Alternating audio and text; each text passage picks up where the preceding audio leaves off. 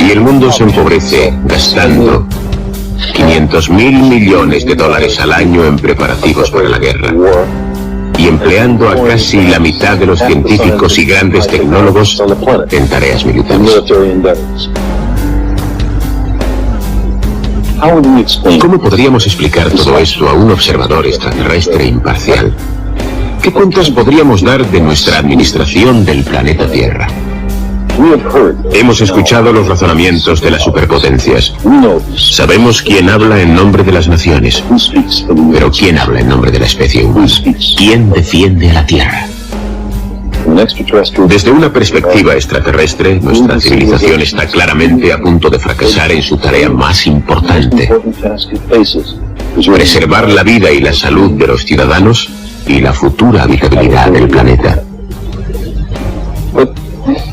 Pero si estamos dispuestos a vivir con una probabilidad cada vez mayor de una guerra nuclear, ¿no deberíamos dedicarnos a explorar concienzudamente todas las posibilidades de evitar una guerra nuclear?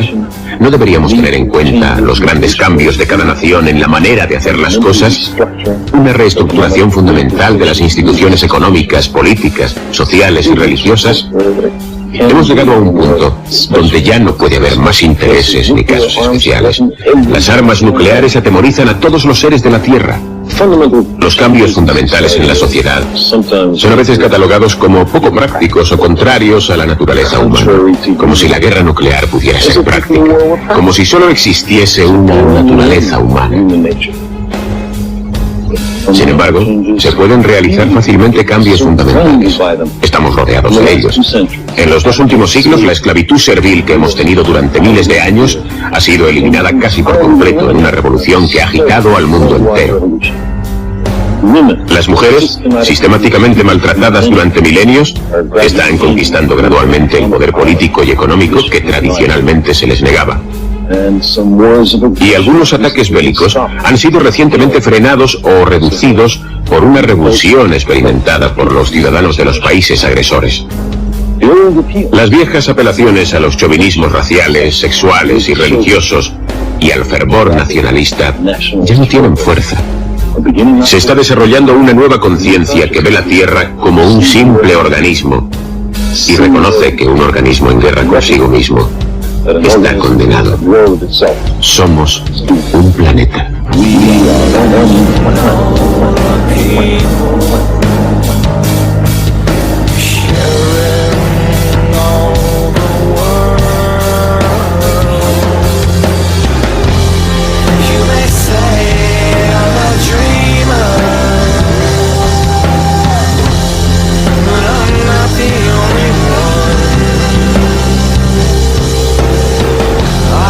Someday you'll join us.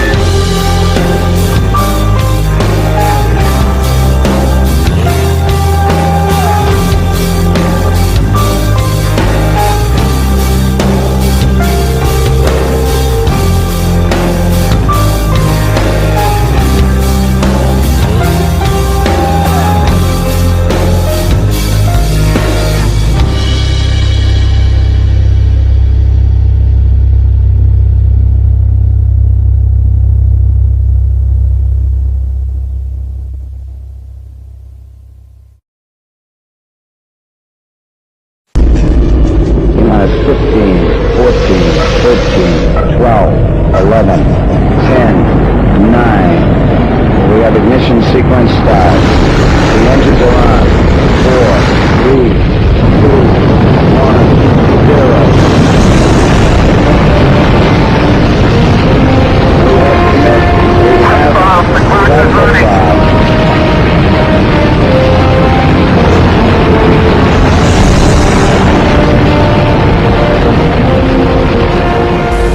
El 21 de diciembre de 1968, el despegue del Apolo 8 inicia el primer viaje espacial tripulado hacia la Luna. Entonces ocurre algo que nadie había previsto y que resulta ser una imagen aún más asombrosa. Cuando levanté la vista y vi la Tierra en medio de la nada, por encima del horizonte de la Luna, una Tierra que aportaba la única nota de color, una Tierra que parecía muy frágil, muy delicada, de inmediato se apoderó de mí una idea. Hemos venido hasta la Luna y sin embargo lo más importante que estamos viendo es nuestro propio planeta, la Tierra. Aunque su misión consiste en fotografiar la Luna, los tres se centran en la Tierra. Bill Anders toma una foto que proporciona a la humanidad la primera imagen de nuestro hogar tal y como es. Saliendo de la nada.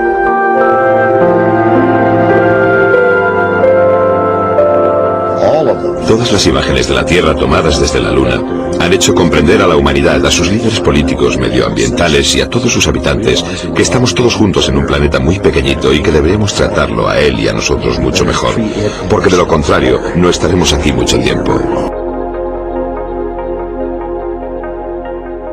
Si pudiésemos subir a un cohete y ver la Tierra desde la Luna, muchos de nosotros llegaríamos a tener como concordar en muchas formas de pensamiento, como sentimientos. La pregunta es, ¿por qué tenemos fronteras? ¿Por qué religiones y banderas? ¿Por qué tantas divisiones? Cuando en realidad somos todos uno. Vivimos en un planeta finito, con recursos finitos. En nuestro sistema actual, tanto económico y social, parece que esto no le importa mucho, puesto que, para que funcione el sistema de consumo, se necesita siempre estar en constante crecimiento. Hemos agotado más del 40% de los recursos del planeta. Ya podemos hoy decir que hemos salido de la recesión, que el año que viene el crecimiento económico será tal, y será del 0,7, que ya nuestras administraciones y nuestras empresas se pueden financiar mejor porque la prima de riesgo ha bajado sustancialmente. Sé que es difícil de escuchar, pero es la verdad y debemos enfrentarla. Solo en las últimas 3 décadas, 1/3 de los recursos naturales del planeta han sido consumidos, agotados. Estamos talando, extrayendo, transportando y arruinando el lugar tan rápido que estamos socavando la capacidad del planeta de soportar la vida humana. Los recursos naturales de la Tierra se están agotando. No es una novedad, pero los últimos informes son alarmantes, como el del Fondo Mundial para la Naturaleza, que advierte de que la humanidad necesitará de 2 planetas en 2030 y de casi 3 en 2050 para satisfacer sus demandas de consumo. El 20 de agosto de 2013 es la fecha aproximada en que la demanda del mercado sobre la naturaleza supera lo que la Tierra puede recuperar en un año. Hemos agotado los recursos naturales que el planeta es capaz de regenerar anualmente. Nuestro planeta se encuentra ya en números rojos, ya sea porque el recurso es escaso por sí o porque él tiene un elevado precio en el mercado. Asistimos incapaces de hacer nada a desastres como guerras generadas por mantener el control de los recursos. Y esa lucha por el control de los recursos del planeta nos recuerda que en este pequeño mundo ya existen más de 50.000 armas nucleares en manos de realmente no se sabe quién. El mundo se enfrenta a la mayor crisis humana que hay y ha habido en la historia de la humanidad.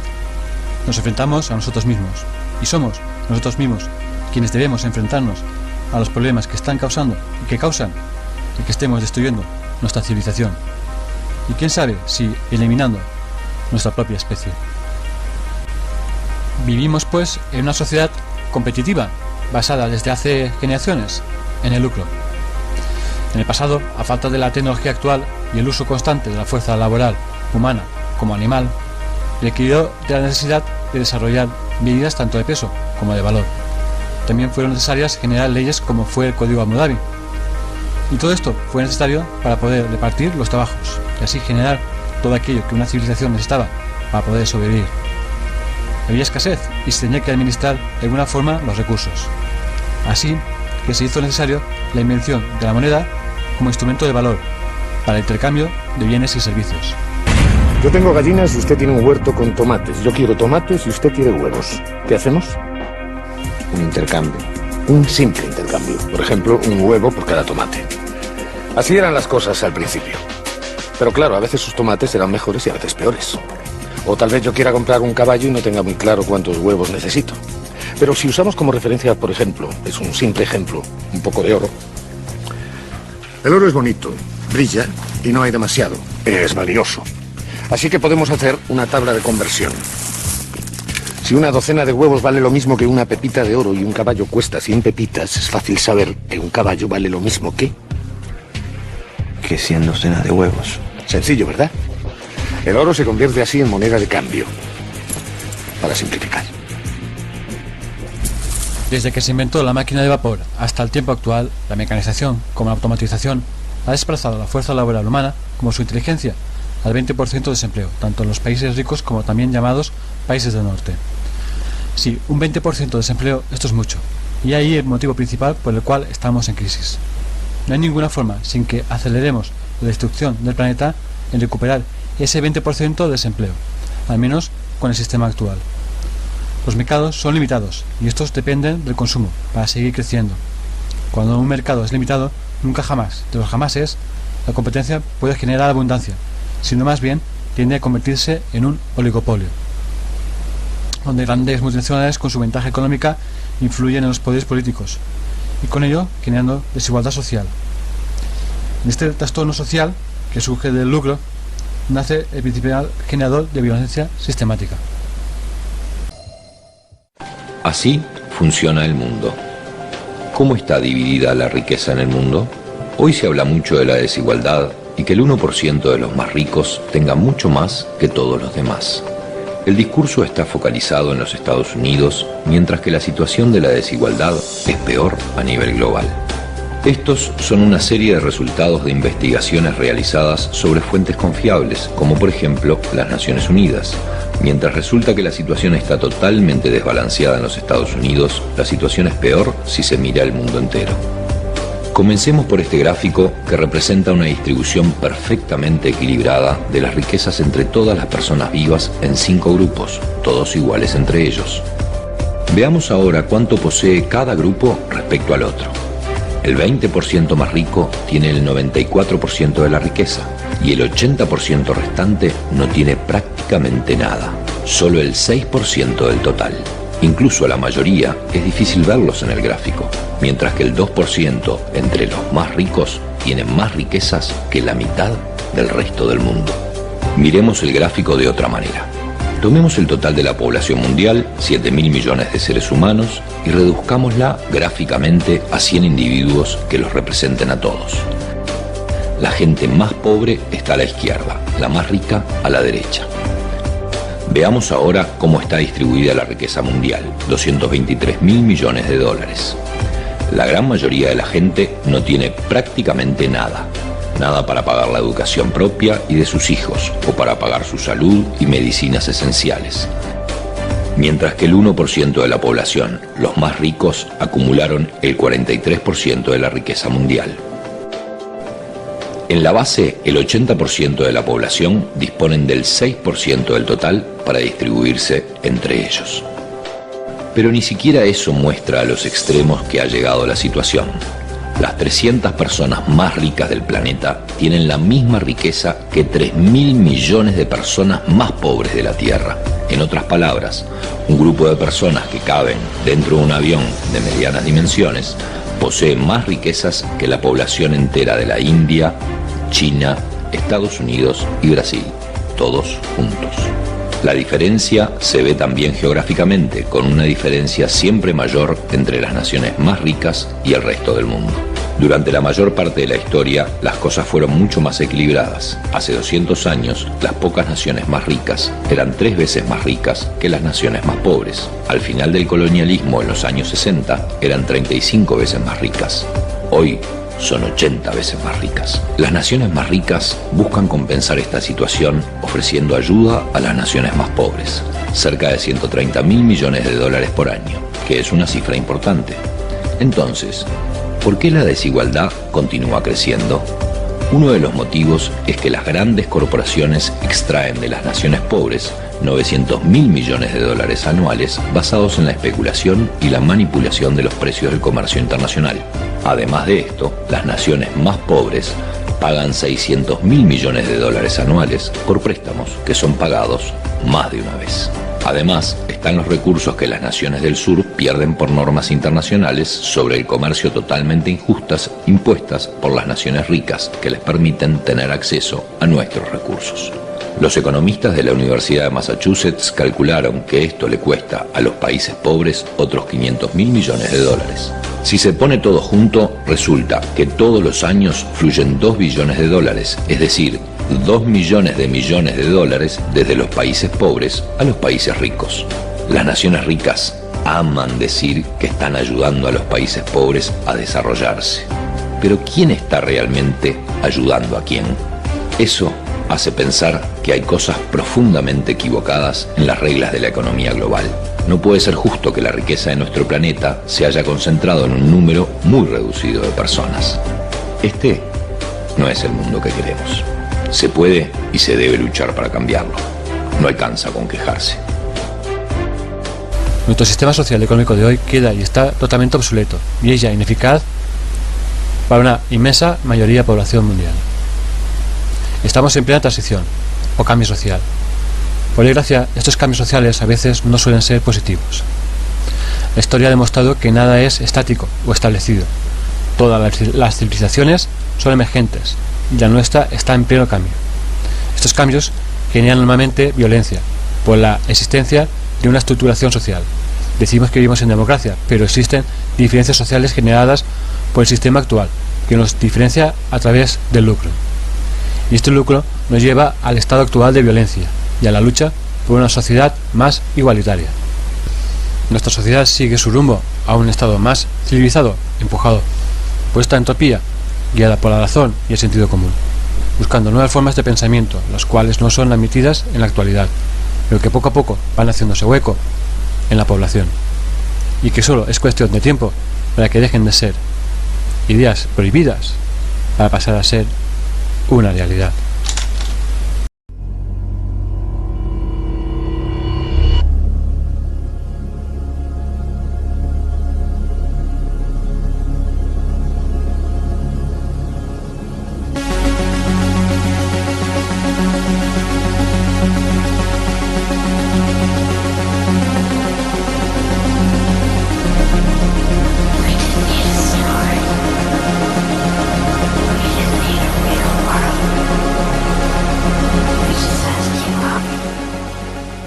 Modelo económico basado en recursos. ¿Qué es un modelo económico basado en recursos? Pero más importante, ¿cómo arribamos a la concepción de este modelo y por qué creemos que es una alternativa lógica a la organización social en contraposición al sistema monetario, que es el sistema actual por el que más o menos nos manejamos? Bueno, la charla se llama Proyecto Tierra y tiene que ver con una propuesta que es pensar de qué manera organizaríamos nuestra sociedad basándonos en el sentido común. ¿Qué quiere decir esto? Básicamente, con preguntas muy básicas, podemos arribar a un modelo económico basado en recursos.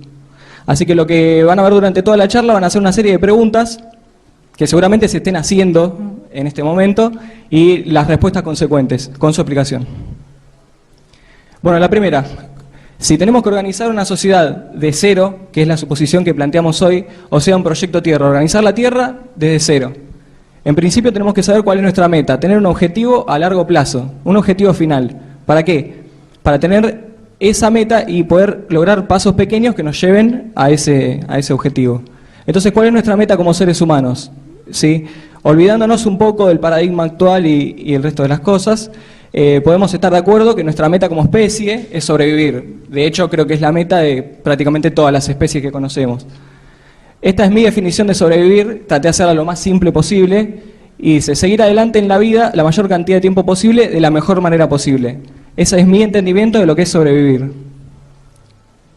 Entonces, ¿cuáles son las necesidades biológicas básicas del ser humano? Que es en principio lo que tenemos que conocer para empezar desde cero a armar nuestra organización social.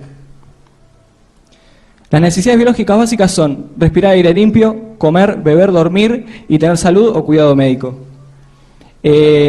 Estaría bueno destacar dormir porque no muchas veces se tiene en cuenta, y no dormir o la falta de sueño o el insomnio es bastante grave para nuestro cuerpo. Así que dormir es casi tan importante como comer, beber y el resto de las necesidades. Bueno, ya conocemos las necesidades biológicas básicas. ¿Cuáles son las necesidades secundarias del ser humano? ¿Qué es una necesidad secundaria? Es una necesidad que hace a la calidad de vida de las personas, ¿sí? No es un factor que determine nuestra supervivencia, ¿sí? Por ejemplo, si no tenemos refugio, podemos sobrevivir igual, no si nos falta aire limpio o comida. Esa es la diferencia entre las necesidades secundarias y las necesidades biológicas. Entonces, refugio, ropa, educación, energía, transporte, comunicación y ocio. Estas son más o menos algunas de las necesidades secundarias que hoy día tenemos como seres. Entonces, si nuestro objetivo es sobrevivir, conocemos las necesidades biológicas y las secundarias. ¿Cuál es nuestro plan para que nuestro objetivo de supervivencia se pueda lograr? Lo que necesitamos para eso es sostenibilidad máxima. ¿Qué significa esto? Tener en cuenta las necesidades básicas, secundarias de todos los habitantes, protegiendo el medio ambiente y eliminando cualquier cosa que pueda dañarnos a largo plazo. Bueno, ahí pueden ver un diagrama de Venn bastante básico, donde explica que si una medida o una decisión que vamos a tomar como sociedad tiene un enfoque social y económico, tiene que ser equitativa, ¿sí? Tiene que ser para todos. Si una medida económica, quiero explicar que económico no tiene que ver con plata, ¿sí? Económico con economizar los recursos. Economizar quiere decir producir la mayor cantidad de cosas con el menor costo posible. Entonces, si una medida va a ser económica y ecológica, tiene que ser viable, o sea, posible, ¿sí? Puede ser extremadamente ecológico llenar el planeta de árboles, desconozco si es posible, y ese es el tipo de cosas que hay que analizar. Si una medida es social y ecológica, tiene que ser soportable, y si logramos que sea soportable, viable y equitativo, podemos llegar al concepto de una medida sostenible, o una civilización sostenible. Este sería nuestro enfoque para comenzar a armar este proyecto Tierra. Entonces, ¿qué método? Ya sabemos qué hay que hacer, ¿con qué método lo hacemos? Bueno, pasamos a revisar cuáles son los métodos posibles que nos ofrece la historia para organizar nuestra sociedad. La política, que es el método actual. ¿Qué nos ofrecen los políticos en cuanto a soluciones técnicas de las que dependa nuestra supervivencia, pura y exclusivamente? Y la respuesta es, y lamentablemente, nada. ¿Por qué? Porque lo que necesitamos son soluciones técnicas, ¿sí? Y yo propongo preguntarle a cualquier político cómo hacemos para alimentar a tanta cantidad de población con estos recursos, de qué manera los producimos y los administramos. Yo dudo que tenga esa respuesta. ¿Por qué? No es culpa de él. Su entrenamiento está en leyes, ¿sí? No en solucionar problemas técnicos. Religión, que es un poco más antigua. En su momento la religión cumplía una función muy similar a la política. Bueno, obviamente no tienen ningún conocimiento técnico, no pueden solucionar ningún problema, salvo cuestiones burocráticas y etcétera. Entonces pasamos a la ciencia. La ciencia, como sabemos, ofrece soluciones técnicas para prácticamente todos los problemas que podemos llegar a encontrarnos en el diseño de esta nueva sociedad que estamos pensando ahora. Entonces, supongamos que nos quedamos con la ciencia de las tres, ya que es la que por ahora más nos convence. Entonces tenemos que saber, ya que vamos a utilizar la ciencia como método de organización de nuestra sociedad, tenemos que saber qué método utiliza la ciencia. Este es el método científico. Básicamente el método científico tiene estos pasos, aunque a veces se puede diferir un poco, pero básicamente son estos. La observación, observar un hecho X, nada más que eso. La inducción es plantear la duda acerca de ese hecho. Es decir, yo veo que llueve. ¿Por qué llueve? Esa es la inducción. La hipótesis es un planteamiento de una posible respuesta a la inducción que tuve anteriormente. Es decir, ¿por qué llueve? Y me parece que hay un Dios que está llorando y nos cae lluvia en la cabeza. Esa sería una hipótesis. Después viene la experimentación. Tengo que poner a prueba esa hipótesis. Sí, tiene que ser falsable. Es decir, se tiene que poder poner a prueba esa hipótesis. La pongo a prueba y digo, no, realmente no tengo forma de probar si hay un Dios que llora y nos cae agua, así que esa hipótesis está descartada porque no es falsable. ¿Sí? Espero que esto se entienda. Entonces pasamos a plantear otra hipótesis, ¿sí? El proceso vuelve a comenzar. se plantea otra hipótesis, etcétera, hasta que la experimentación resulta efectiva. Por lo tanto, una demostración o refutación de la hipótesis, si fue correcta o no, y una conclusión final de, evidentemente, por qué sucede tal hecho. El método científico es autofalsable, es decir, cualquier conclusión está puesta a prueba por el mismo método, ¿sí? Nada de esto es estático. Por eso es que nos viene tan bien para solucionar los problemas. Bien, ya sabemos cómo vamos a hacer y qué vamos a hacer, qué necesitamos para hacerlo. Recursos planetarios, ¿sí? Energía, etcétera, espacio. Entonces, lo primero que tenemos que hacer es un inventario de recursos, ¿sí? Debemos hacer un estudio sobre todos los recursos que tenemos, dónde se encuentran, cuánta cantidad tenemos disponible de cada uno para poder gestionarlos de manera estratégica. Básicamente, respondernos estas 3 preguntas. ¿Qué tenemos? ¿Cuánto tenemos? ¿Y dónde está? Pero, ¿nos alcanza solamente con saber dónde están los recursos y las cantidades que tenemos de cada uno? ¿Eso realmente nos alcanza para administrarlos? La respuesta es que no. Lo que necesitamos es un sistema de monitorización y gestión de los recursos. Debemos gestionar las tasas de utilización y monitorizar las tasas de regeneración de los recursos. ¿Qué quiere decir esto? Que yo no puedo, por ejemplo, talar árboles más rápido de lo que crecen o de lo que tardan plantarlos, y etcétera, ¿sí? Eso nos haría eventualmente caer en un déficit de ese recurso, que es lo que está pasando actualmente con los combustibles fósiles, por ejemplo. O sea que tenemos que conocer las tasas de regeneración, no solamente dónde está, qué tenemos y cuánto, sino a qué nivel se regenera, a qué nivel podemos consumirlo, por lo tanto. Sí, eso es un dato bastante importante para poder gestionar los recursos. Con esto llegamos a un sistema de equilibrio dinámico. ¿Qué quiere decir esto? El uso estratégico de los recursos, teniendo en cuenta la monitorización y gestión de los mismos. Ya sabemos qué hay, dónde está, cuánto tenemos, a qué tasa se regenera. Perfecto, ahora los podemos manejar. Lo que tenemos que lograr es este equilibrio dinámico, ¿sí? Utilizarlos de manera estratégica, no despilfarrar recursos, no utilizar recursos en algo que puedan servir para otra cosa. Por ejemplo, el oro, que actualmente se utiliza para joyas y etcétera, y tiene muchas propiedades que van más allá de lo estético, como la superconducción de electricidad, que se puede utilizar en el espacio y no se oxida, etcétera. Entonces, esas son cosas que deberíamos replantearnos como sociedad y decir, ¿es correcto que utilicemos el oro en joyas con las propiedades que tiene y tan importantes a nivel, por ejemplo, en este caso espacial? A eso va el equilibrio dinámico. Con esto concluimos en un sistema de administración de recursos global, ¿sí? Que es el equilibrio dinámico de los recursos más el inventario de los mismos. Este sería nuestro primer sistema global dentro de este proyecto, de decir, bueno, ya sabemos con qué recursos vamos a abastecer nuestra sociedad y de qué manera. Entonces, ¿cuál es el medio para producir y gestionar estos recursos si queremos abastecer a toda la humanidad? ¿Qué medio vamos a utilizar? La tecnología. ¿Por qué? La tecnología es el conjunto de conocimientos técnicos ordenados científicamente que permiten diseñar y crear bienes y servicios que facilitan la adaptación al medio ambiente y satisfacer tanto las necesidades esenciales como los deseos de las personas. Esta es mi definición de lo que es la tecnología actualmente. Sí, una aclaración. Tecnología es todo, ¿sí? No me refiero a tecnología a robots, computadoras, etcétera. Eso es tecnología moderna avanzada. Tecnología es todo, desde un martillo, una jeringa, un iPhone, etcétera. Ahora sí vamos al tema puntual, que es la tecnología moderna avanzada. Tenemos computadoras y maquinarias actualmente. Las computadoras utilizan energía y funcionan con software, de manera automatizada. ¿Sí? Yo le programo tal función en el software la hace, no le importa, no se cansa, simplemente la hace. Por lo tanto, requiere un mínimo mantenimiento, porque generalmente no hacen operaciones mecánicas, ¿sí? Las computadoras. A diferencia de las maquinarias que utilizan energía y funcionan a base de labor humana y requieren mucho más mantenimiento por este motivo, porque hacen esfuerzo mecánico, por lo tanto se desgastan y etcétera. Entonces, ¿cuál es el factor común entre estos dos tipos de tecnología que podemos utilizar como medio de garantizar todos los recursos para todos? ¿Cuál es el factor común? La energía, ¿sí? Ambas utilizan energía, sin energía no podemos hacer nada tecnológicamente hablando. Entonces, ¿cuál es el factor variable de estos tipos de tecnologías? El trabajo humano y el software, ¿sí? Las maquinarias funcionan con trabajo humano, el software funciona con código de programación, simplemente lo realiza, no le interesa. Entonces, ¿podemos fusionar las computadoras con las máquinas? ¿Es posible? Si es posible, me parece que lo tendríamos que hacer. Estamos buscando la mejor manera de abastecernos. Si tenemos algo que es posible y con tantas ventajas, deberíamos hacerlo. Ahí caemos en lo que es la automatización industrial.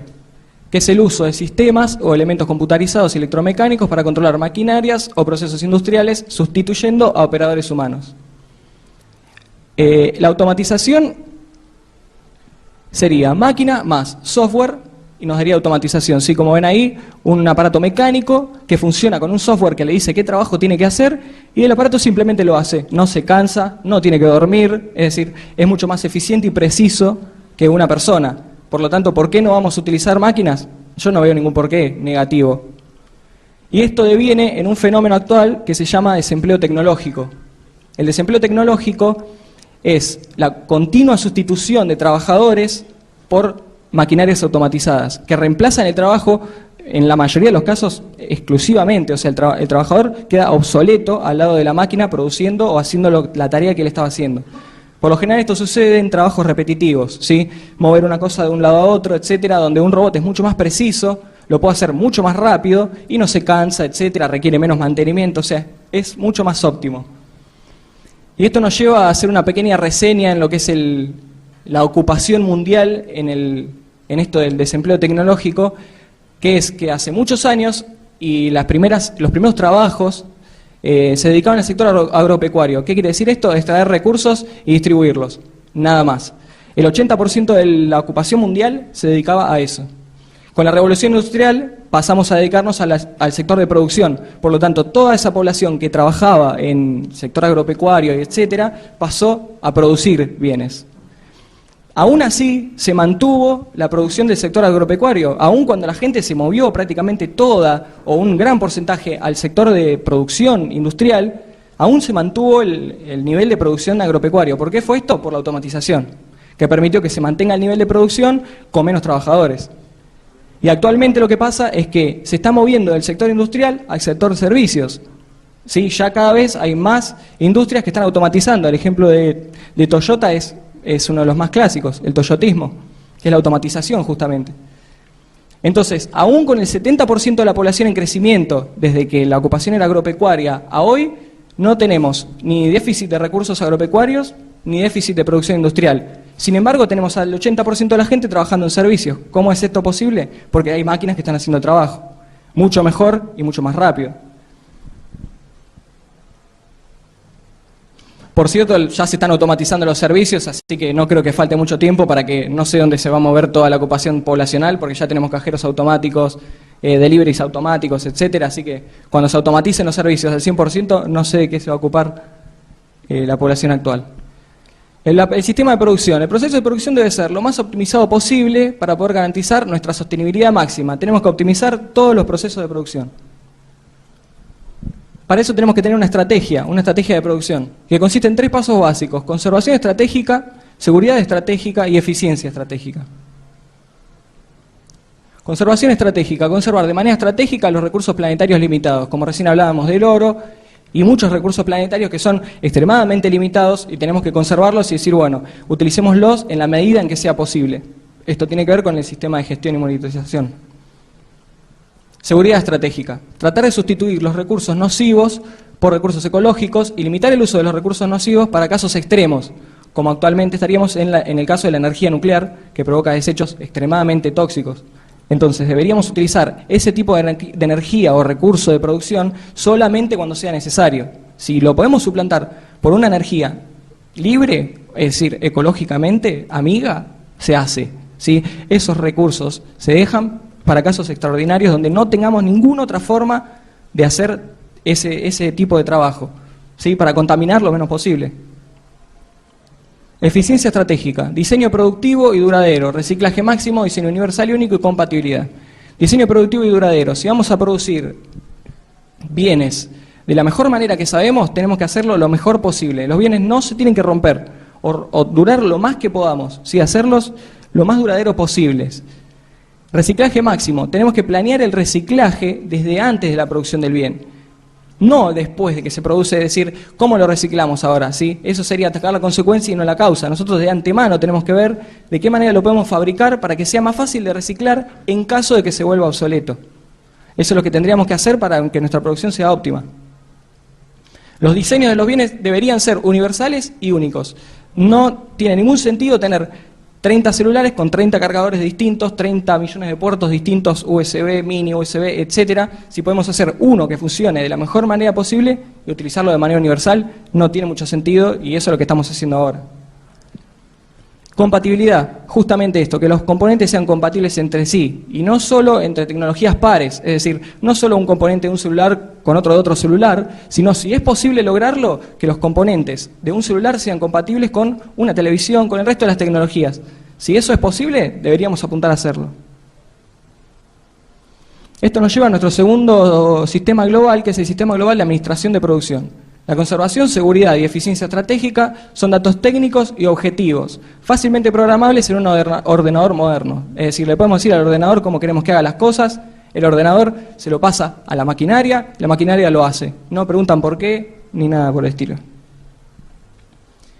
¿Cómo distribuimos todos estos bienes? Ya los producimos de la mejor manera que sabemos, utilizando los recursos que monitorizamos, etcétera. ¿Cómo los distribuimos? De nuevo la palabra estrategia, ¿sí? Necesitamos una distribución estratégica. Básicamente dos estrategias, la estrategia de proximidad y el acceso estratégico, que podemos llamar demanda. ¿Qué es la estrategia de proximidad? La matemática nos demostró que la menor distancia entre dos puntos es una línea recta, por lo tanto esto lo tenemos que tener en cuenta siempre a la hora de administrar recursos, ¿sí? Si tenemos un recurso que está más cerca del lugar donde tiene que llegar, tenemos que aprovechar eso, tratar de no trasladar recursos de manera innecesaria, porque estaríamos derrochando recursos y energía y etcétera. Así que esta es la primera estrategia que tenemos que tener si queremos repartir los recursos de manera equitativa. Bueno, y otra es el acceso estratégico, que vamos a llamar demanda, y acá entramos en un conflicto con el sistema actual, que es la necesidad de un bien o la necesidad de uso de ese bien. ¿Sí? ¿Ustedes qué creen que es lo que realmente necesitamos al momento de adquirir un bien? Es decir, ¿compramos cafeteras para no hacer café? ¿Compramos autos para no movilizarnos? Evidentemente no. Lo que hacemos es adquirir un bien y tener la propiedad del bien, porque lo que necesitamos es el uso del bien. Si nosotros tuviéramos el uso, no tenemos necesidad de tener la propiedad. Por ejemplo, un transporte público. Lo que nos importa es el uso, no la propiedad. Yo no soy dueño de un colectivo, pero si subo, pago y me lleva, yo estoy contento. Entonces, este concepto del sistema actual es el de la propiedad privada, donde cada individuo tiene un tipo de cada uno de los bienes, ¿sí? Muchas veces es necesario que un bien sea individual y personal, pero muchas veces no, y podemos compartir el acceso, que es lo que actualmente se hace, por ejemplo, en las librerías públicas, donde uno va, pide un libro, lo utiliza y lo devuelve, y funciona. Y en su momento se decía que eso no funcionaba porque la gente iba a ir y se iba a robar los libros, y etcétera, que de cierta manera era lógico, pero no pasó. Pero eso tiene que ver con una cuestión cultural, y se debe a dos cosas importantes. Y una es el valor del bien. Si un libro no tiene tanto valor como una lancha, por ejemplo. Yo dejo una lancha tirada para que cualquiera la use, lo más probable es que desaparezca, pero por el valor que tiene.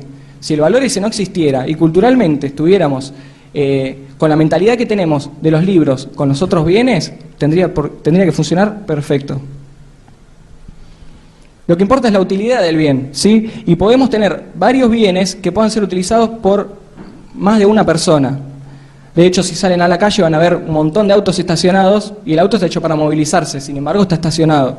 Y en realidad pasa la mayor cantidad de su tiempo estacionado un auto, lo cual me parece un derroche de recursos increíble. ¿Sí? Si queremos que nuestra producción sea óptima y desarrollar el mejor modelo económico posible, eso lo tenemos que sacar de la ecuación completamente. Si no podemos tener cosas que estén estacionadas sin producir ni hacer nada y solamente derrochando recursos. Bueno, la demanda entonces, concluimos que es la necesidad material del uso del bien y no de la propiedad del mismo. Es independiente de la propiedad, ¿sí? Es la necesidad de uso. Por lo tanto, podemos concluir en que vamos a hacer un sistema global de demanda y distribución, es decir, construir centros de acceso donde uno vaya, retire el bien que va a usar, lo utilice y lo deje en el centro de acceso más cercano, donde por última vez lo utilizó, para que venga otra persona, lo utilice y etcétera. Si no tenemos presión monetaria, el bien no vale, ¿sí? Lo producen las máquinas, ni siquiera nos costó labor humana, y etcétera. ¿Cuál sería el sentido de quedarnos con ese bien? ¿De robar o de hurtar o lo que sea? ¿Cuál sería el sentido si yo pudiera ir a un centro de acceso y obtenerlo? Perdería completamente el sentido. Entonces los sistemas económicos globales son un sistema global de administración de recursos, que es el primero que mencionamos, la monitorización y la gestión, un sistema global de administración de la producción y un sistema global de demanda y distribución de bienes. Esto es una economía basada en recursos y lo que nos garantizaría es el acceso universal a la abundancia. Y eso es lo que buscamos si queremos sobrevivir, al menos en este planeta, y en el camino que vamos, no vamos a un acceso universal a la abundancia bajo ningún punto de vista. Y a mi entender esta es la única forma de lograr un acceso universal a la abundancia, ¿sí? Analizar todo desde la misma causa de los problemas y solucionarlo de la mejor manera posible. Bueno, esto fue el 10º Foro Urbano del Movimiento 6 Argentina, la charla sobre economía basada en recursos o modelo económico basado en recursos. Ahora vamos a pasar a... Mi nombre es Víctor Liste, yo soy ingeniero electrónico de la UBA.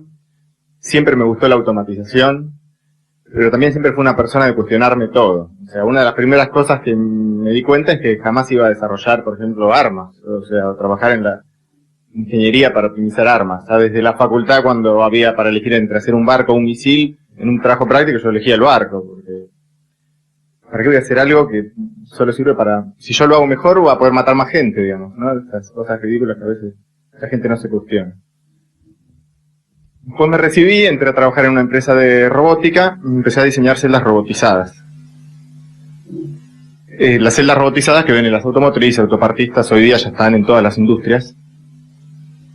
Y mucha gente dice, diseñás robots, le das trabajo a la gente, ¿no? Entonces yo me empecé a preguntar, y bueno, la verdad sí, hay gente que se queda sin trabajo, se queda trabajo para ingenieros, pero peor después, porque después me junté con otros ingenieros y puse mi propia empresa, o sea que me transformé en un empresario hijo de puta que le saca el trabajo a la gente, digamos, ¿no? Entonces yo me empecé a preguntar, ¿soy realmente eso? O sea, lo primero que uno ve es que los robots solo hacen tareas repetitivas, que son insalubres.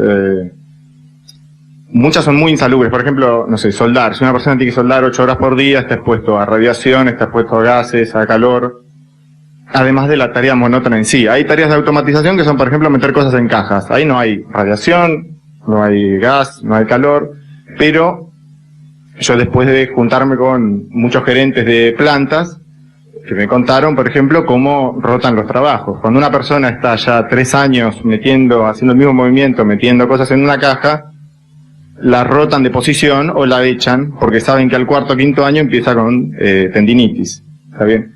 O sea que yo por un lado decía, bueno, pero entonces, está bien, listo, limpio mi conciencia, son trabajos repetitivos, malos.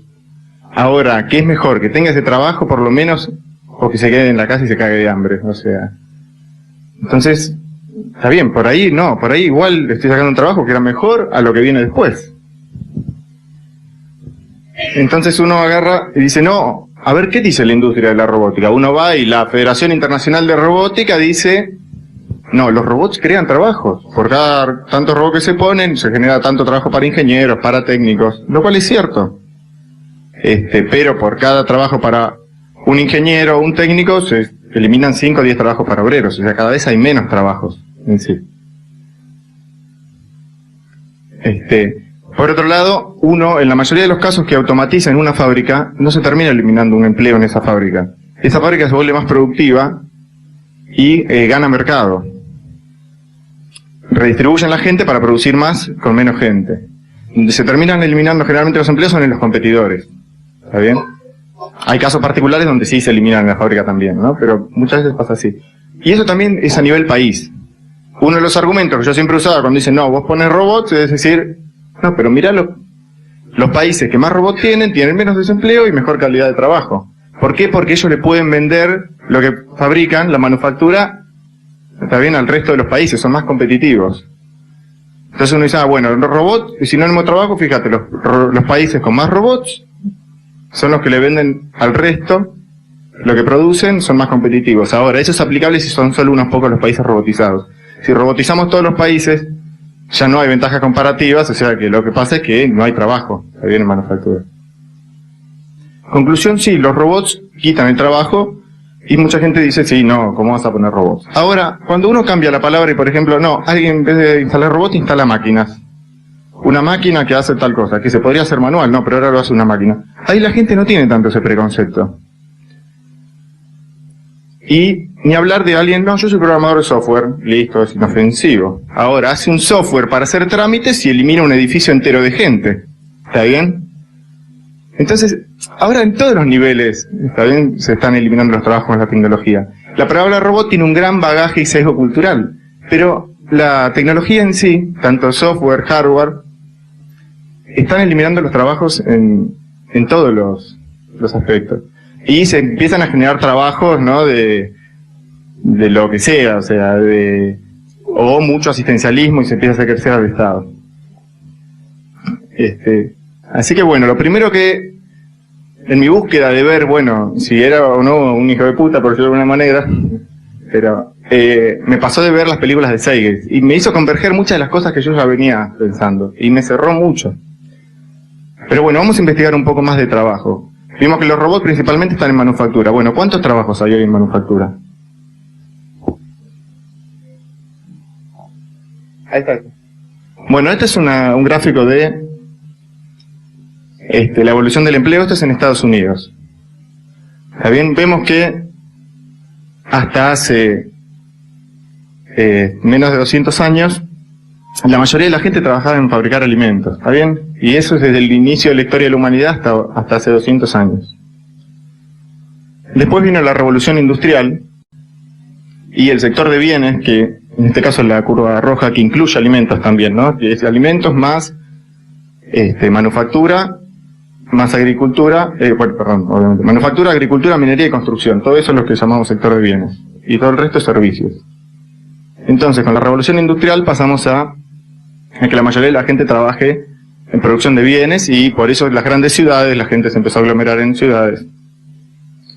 Y el sector azul que vemos ahí es el sector de servicios. Bueno, con la automatización y la mejora tecnológica, la gente que trabaja en producción de bienes cayó terriblemente y hoy es el 20% nada más. Esto es un gráfico de Estados Unidos, pero se aplica a todos los países desarrollados. ¿Está bien? ¿Qué cosa? Exporta. Sí. ¿Cómo exportar? No, Estados Unidos no deja de ser productor del 17% de la manufactura mundial. Hasta hace muy poco producía igual más que China, aunque muchas cosas de baja. Pero igualmente las preguntas las dejamos para el final porque si no nos dan los tiempos. Entonces, pero esto es a nivel mundial. El 20% de los trabajos en el mundo son solo en manufactura. ¿Está bien? En China, según la CIA Factbook, actualmente el 28% de la gente trabaja en la industria. No es que, o sea, esto es así realmente. Ahora para fabricar los bienes casi no se necesita gente. Y la mayoría de la gente trabaja en servicios. Pero ¿qué es lo que pasa? Si usamos una definición amplia de robots, como un sistema que reemplaza a una persona para cierta tarea, como bien nombré antes, un software puede ser un robot, ¿está bien? Y los robots están reemplazando también a los trabajos de servicios, como dije anteriormente. Por ejemplo, el software para realizar trámites online, un software de una empresa para vender online que antes necesitaba gente de venta, ahora pone una página y vende atrás de la página. Incluso robots móviles para tareas de logística. Por ejemplo, miren este caso. Estos son robots móviles de Kiva, que fue comprada por Amazon. Amazon es una empresa gigante, la conocen, de centros de distribución. Antes tenían que emplear un montón de gente para armar los pedidos. Hoy día usan robots para asistir gente. Esos que están viendo son robots móviles que mueven estanterías. Antes una persona para armar el pedido caminaba por un depósito y iba juntando las cosas que necesitaba. Hoy la persona está quieta y los robots le van trayendo lo que necesita para armar el pedido. ¿Ven? Ese es el centro de almacenaje donde no hay gente y los robots son los que se llevan y traen estanterías. Esta transformación a centro de distribución es algo que está pasando ahora. Ya hay unos cuantos, los centros de distribución nuevos se hacen así y hay muchos centros de distribución viejos que bueno, ya se están empezando a modernizar. Y necesitan un tercio de gente. Y esto es sector servicios, esto no es manufactura. Entonces, como le decía ahora, la persona está quieta para armar los pedidos. Ahora en cualquier momento aparece. Y el robot le va trayendo todas las cosas que necesita. Y un software central sabe exactamente dónde está cada cosa. Los robots son nada más que la parte naranja que se ve. Pero el robot se pone abajo en la estantería, la levanta y se la lleva y después va y la deja donde la tiene que dejar. Estos son robots móviles, no brazos robóticos como que se ven más en la industria manufacturera. Entonces, cuando una persona viene a armar pedidos, se para en un lugar y una computadora le va diciendo exactamente por qué está compuesto el pedido. Le aparece foto de lo que tiene que agarrar, lo pasa por un código de barras, lo detecta y va armando varios pedidos a la vez, se le prende la luz donde lo tiene que dejar. La persona simplemente tiene el cerebro apagado y ve una foto, agarra eso, lo pasa acá, se le prende una luz, lo pone ahí. ¿Saben?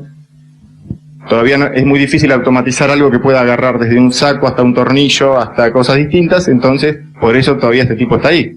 Cuando se resuelve ese problema técnico tampoco va a estar ese tipo, ¿está bien?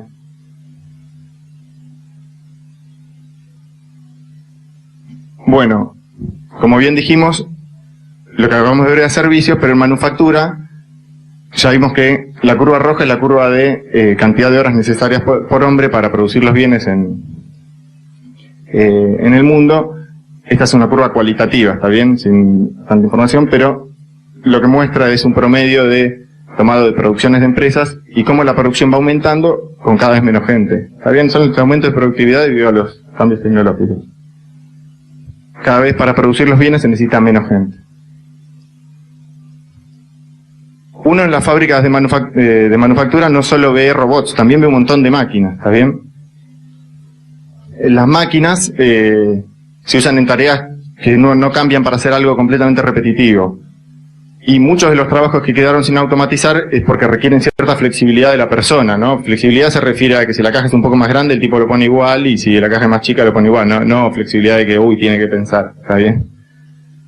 Los robots industriales permiten alcanzar esa flexibilidad y son los que están reemplazando las últimas tareas que están quedando en manufactura. Entonces vamos a ver un poco cuáles son las aplicaciones más comunes de los robots hoy día. Por ejemplo, robots de soldadura. Lo que quiero que observen es que el robot en sí es, en este caso lo naranja, además de estar el robot, hay un montón de equipamiento adicional, llamado dispositivos, porque los robots son básicamente ciegos hoy día, no tienen percepción del entorno, entonces todo tiene que estar exactamente en el mismo lugar, entonces hay que hacerlos rígidos y que siempre pasen por el mismo lugar. Eso lo hace peligrosos, o sea que hay que meterlos en jaulas, ¿está bien? Y tener sistema de seguridad si una persona tiene que entrar a cargar y descargar piezas. Y hay que hacer complejos dispositivos. Hay unos robots de soldadura, también para manipulación de materiales en general, es otra de las aplicaciones muy exitosas. Pero fíjense, de nuevo, siempre se ven dispositivos costosos y nunca van a ver gente al lado del robot mientras el robot opera en modo automático, ¿está bien? Ahí vamos a ver también aplicaciones de atención de máquinas, un robot que carga y descarga una máquina, que puede ser una inyectora, puede ser una prensa. Esta también es un tipo de aplicaciones exitosas. También, de nuevo, ven los cerramientos. Si una persona tiene que pasar, bueno, tiene que activar un sistema de seguridad que para el robot para poder pasar de forma segura. Y de otra aplicación clásica es la pintura, por ejemplo. También, un auto siempre tiene exactamente el mismo tamaño y el robot pasa exactamente por el mismo lugar, entonces lo pinta perfecto.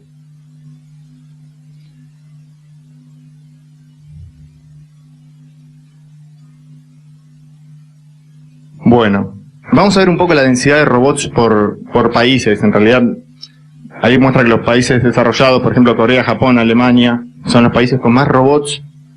Y esto se mide, en realidad, por densidad, que es más lógico, ¿no? Por decir, ¿cuántos robots hay cada 10.000 empleados en la industria manufacturera? Entonces hay países que están ya llegando, esto es 2011, hay países que están llegando ya a los 400 robots cada 10.000 empleados en la industria manufacturera. Pero el promedio mundial es 55. Si ven en la siguiente, se ven los países que tienen robótica, porque hay muchos países que todavía es bajísima la densidad. Acá está Argentina, para los que lo están buscando, está acá. Que tiene una densidad de robots, por ejemplo, más alta que Brasil, aunque Brasil está subiendo rápido. Argentina también en los últimos años subió rápido. Pero menos que México, por ejemplo. Trae una densidad de robots de 10 robots cada 10.000 empleados de la industria manufacturera. Mostrando estos gráficos, ¿qué les quiero mostrar? Hoy día el 20% de la gente trabaja en manufactura, pero hay solamente el 10% de los robots que podría haber en el mundo operando. En realidad más todavía, pero siendo observadores, el 10% de los robots que... Entonces todavía se podría eliminar mucha más gente con la tecnología actual. Y la robótica industrial es está en franco crecimiento, ¿está bien? A pesar del estancamiento económico que se ve en la mayoría de los campos, la robótica crece, porque las empresas necesitan mejorar productividad, necesitan salir de la crisis, entonces la robótica crece y los empleos obviamente bajan. Y en servicio también se está dando una baja de los empleos, también por automatización, por ahí no brazos robóticos, pero sí robots móviles y sí software y distintos métodos. Entonces, por un lado uno dice, bueno, lo que está pasando es algo inédito en la humanidad. Nunca estuvimos en una situación donde podemos automatizar las tareas, ¿está bien?, que generan los bienes sin que tengamos que trabajar. Pero ¿por qué? La primera pregunta que surge es, ¿por qué uno puede automatizar y puede generar abundancia y eso no llega a la gente? ¿Por qué sigue habiendo tanta gente que no tiene acceso a los bienes? ¿Está bien? Bueno, el sistema monetario actual necesita de la escasez para funcionar. Si un bien se vuelve abundante, obviamente el precio baja y el mismo sistema tiene que combatir eso. Entonces, la escasez es generada adrede cuando no es real. Al principio del sistema monetario la escasez era real, ¿está bien? O sea, no había para todos. Entonces andaba perfecto el sistema monetario, nadie dice acá que es malo, al contrario, permitió que la modernidad avance muchísimo. En Estados Unidos eso dejó de pasar a partir de más o menos 1920, 1930, que la automatización empezó a hacer que cada vez menos gente esté en las fábricas. Fíjense cuántos años atrás me fui, ¿no? Pero es así, la crisis del 30 se debió a eso, a que empezaron a aumentar la producción y cada vez no requerían más gente, sino empezaron a requerir menos gente. Entonces no tenían quien le compre esa producción, y ahí nació la crisis del 30. Ahí en ese momento, probablemente, no sé, se podría haber decidido, bueno, no, hagamos un mundo más justo, hagamos que la gente labure menos, o no, se tomó la decisión de no, sigamos aumentando la producción a full, sigamos usando menos gente y generemos algún mecanismo para que la gente pueda consumir la producción. Ahí empezó la deuda, ¿está bien? Entonces, si no tenés para consumir, te presto, y ahí nació el crédito y empezó a nacer la deuda, que obviamente solo puede crecer si cada vez la gente si seguimos aumentando la producción y no hay un mecanismo de empleo real para distribuir, la única forma de que la gente pueda seguir consumiendo la producción es, bueno, generando deuda y cada vez más deuda. Bueno, el crecimiento continuo también es una necesidad de aumentar la productividad y el crecimiento para la industria. Lo que les comentaba de que se combate la abundancia para que no bajen los precios, por ejemplo, los alimentos, si cada vez producimos alimentos más fáciles y ahora una cosechadora, una sembradora trabajan miles de hectáreas que antes necesitábamos un montonazo de gente y ahora es un par de horas de una persona. Bueno, no, que no bajen los precios de los alimentos, hagamos biodiesel, y listo, y ya entonces lo volvemos a hacer escaso. Hay casos donde directamente se destruye el alimento, ¿está bien? Obviamente no son muy publicitados, pero se destruye muchas veces cuando hay exceso de cosechas para mantener el precio.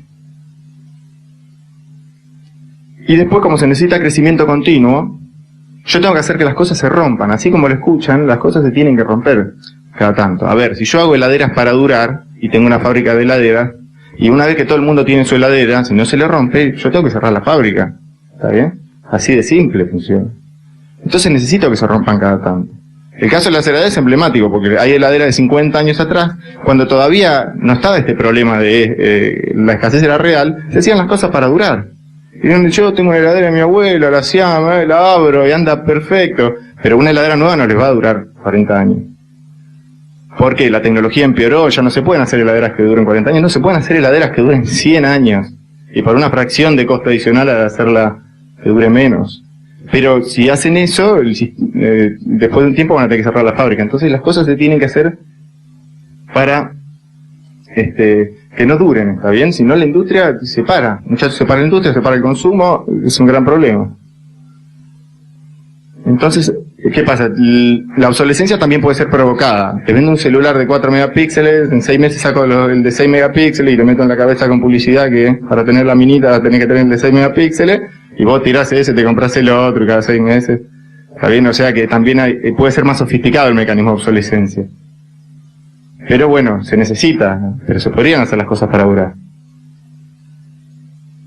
Esto es lo que les estaba comentando, ya que lo dije, de la tendencia reversible. Esto en Estados Unidos, además de guardar las estadísticas de los triples que mete cada jugador de básquet todos los años, guardan mucha estadística y está muy bueno porque permite hacer muy buenos análisis. y esta es la estadística de producción, cantidad de horas necesarias por trabajador en rojo, y esta curva blanca es muy interesante porque es el total de horas hombre, o sea, sumando todos los trabajadores más con todas las horas que trabajan, y nos marca que en 1920 tuvo el pico, digamos, de poder adquisitivo de compra debido al trabajo, que es cuando más horas hombres se necesitaban, entonces el sistema funcionaba perfecto hasta ahí. Yo cada vez producía más, cada vez más gente tenía que emplearla para producir. Esa gente misma era la misma que compraba la producción, y cada vez más gente tenía acceso a la tecnología. Buenísimo. Pero ahí, a partir de ese quiebre, que en Estados Unidos se dio en 1920, en otros países se dio más adelante, dejó de funcionar la cosa, ¿está bien? Eso es lo que quiere mostrar el movimiento Zeitgeist. A partir de ahí, lo que se hizo es que los avances tecnológicos generen cada vez más desigualdad, pero no la abundancia. Esto, por ejemplo, es el gráfico de deuda en Estados Unidos, la deuda del país. Obviamente, la deuda tiene que subir eternamente. ¿Por qué? Pues si yo necesito consumir y tengo deuda, tengo que generar deuda para pagar esa deuda y una adicional para consumir cada vez más. Y bueno, y eso simplemente va a crecer y no hay otra forma. Lo pueden dibujar sofisticadamente con nombres raros, con cosas que para confundir a la gente y que uno se desanime, no, es imposible de entender cómo funciona el mundo, pero es simplemente esto. Yo, para dar esta charla, me puse como objetivo, es decir, no, quiero poner en gráficos, más o menos, para que la gente vea cómo está distribuido el trabajo en el mundo. Y me ayudó mucho el CIA Factbook. El CIA Factbook es también un sitio internet abierto con estadística de todos los países e incluso del mundo, muy completo y muy confiable. Bueno, una de las cosas que muestra, por ejemplo, es que hay casi un 10% de desempleados en 2012. Lo cual es una cifra también muy mentirosa, porque desempleado, que casi todos los países se fue cambiando la forma de medirlo y ahora se lo mide el que busca activamente trabajo todo el tiempo y no consigue. El que se desalentó y no busca no es un desempleado, no, salió de la fuerza laboral, ¿está bien? Pero así todo, cambiando las cifras de medición, el desempleo tecnológico hace que la cantidad de desempleados aumente. Después, en producción de bienes tenemos un 30%, incluyendo alimentos, manufactura, minería, construcción. Esto es un gráfico mundial, por lo tanto, todavía tenemos un montón de gente afuera del sistema, ¿sabes? Si bien abajo de todo, hay un 30% de gente en agricultura precaria de subsistencia. Por ejemplo, en la India, la mitad de la gente hace agricultura de subsistencia, no tiene acceso a la modernidad, por decirlo de alguna manera, ¿no? Sin tecnología, produce la tierra y obtiene los alimentos mínimos para subsistir. Después tenemos el gran sector de servicios, ¿está bien? Que sería todo este sector, donde tenemos el 40% de la gente. Y fíjense, si uno piensa, bueno, un sector importantísimo, cuando vieron a Damián en la primera presentación, nombró las necesidades básicas y las primarias y secundarias. Bueno, están todas acá. Y algo que quiero que vean es decir, bueno, a ver, y también acá, si quieren, investigación y ciencia y tecnología, que está la patita de que le saqué, ¿no? Porque no hay mucha gente que trabaja en investigación y ciencia y tecnología. Será digamos, decir, uno con seguridad puede decir que es menos del 2% de la población mundial, probablemente sea el 1 o menos. Perdón, 2% de la población mundial no, el 2% de la fuerza laboral, ¿no? Esto es el porcentaje de empleados. Más o menos la mitad de la población de cada país compone la fuerza laboral. Se deja fuera a los niños, los ancianos, y los que no están buscando trabajo, por ejemplo, estudiantes o amas de casa. Bueno, pero fíjense, solamente en el mundo hoy, el 30% está trabajando realmente en satisfacer las necesidades básicas de la gente. Se distorsionó tanto que solamente el 30% está trabajando en lograr educación, salud, asistencia social y la producción de los bienes, incluidos alimentos, construcción, minería, manufactura. Esa es la foto del mundo hoy. Y esto no es una opinión, esto es un hecho. ¿Está bien? Además, lo estamos haciendo mal. Porque la producción de bienes se hace con una automatización media. Como vimos, la densidad de robots es baja. ¿Por qué es baja la densidad de uso de robots?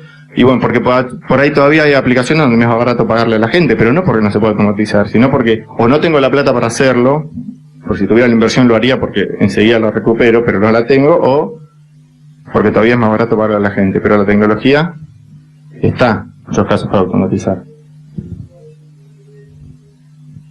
Agricultura precaria de subsistencia. Esto decís, el último. Es la gente que hace agricultura pero sin tecnología. ¿Está bien? La gente que está como fuera del sistema, por decirlo de alguna manera, que todavía no tiene acceso a la modernidad. Como decía, en India la mitad de la gente, hay un gran porcentaje de China y en muchos países, casi en todos los países hay una pequeña porción de eso. Esto es la foto del mundo, ¿está bien? Porcentaje de población mundial, donde cada persona es más o menos un 10%, ¿está bien? La puse así como que es un 10% para que sea más gráfico verlo en vez de ver números. Bueno, ¿cómo se producen los bienes hoy?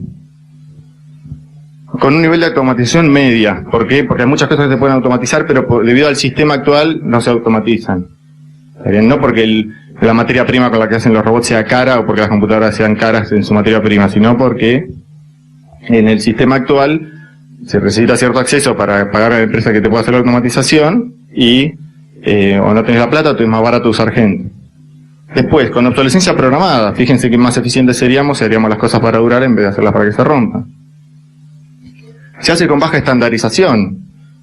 A ver, uno podría hacer un cargador de celular universal, entonces no hacer 2 millones de cargadores distintos, es simplemente ponerse de acuerdo, ¿no? A eso me refiero con baja estandarización. Packaging en exceso. El costo de packaging muchas veces es comparable al costo del producto. ¿Por qué? Porque se mete la barrita de cereal en el paquetito dentro del paquete más grande, eso se mete en una caja para poder llevarlo al kiosco, pero para llevar las cajas meto todas las cajas en un pallet y para que no se me caigan le pongo stretch alrededor. O sea, y hay todo un packaging innecesario y la barrita tiene que ser 20 gramos para que alguien pueda comprar con poca plata. O sea, todo una forma de producir donde el packaging en exceso es un costo adicional y un desperdicio de recursos. Y además, como ya vieron otras charlas, 870 millones de personas pasan hambre y el sector de producción de bienes no abastece a la gran mayoría del planeta, digamos, ¿no? La mayoría no tiene, por ejemplo, computadora. En educación, salud y asistencia social, lo que podemos decir es que gran parte de la población no tiene acceso a estos servicios. Y en investigación y ciencia y tecnología, que mucho de lo que se investiga está influenciado por corporaciones. Por más que suene duro, por ejemplo, no sé, laboratorios investigan en las cosas que les conviene para poder vender y generar ganancia. Obviamente son empresas. A ver, no le convendría que se genere, no sé, una vacuna muy barata que solucione alguna enfermedad masiva. ¿Bien? No solo no le convendría al laboratorio. Por ejemplo, sería un desastre para la economía de muchos países, porque se pierden muchos empleos en salud, y baja el PBI y está todo mal. ¿Cómo vamos a inventar algo que solucione un tipo de problema de eso? O sea, lo que me refiero es que además de que hay muy poca gente investigando ciencia y tecnología, los objetivos muchas veces no son por el bien común de la humanidad. Así de duro como suena.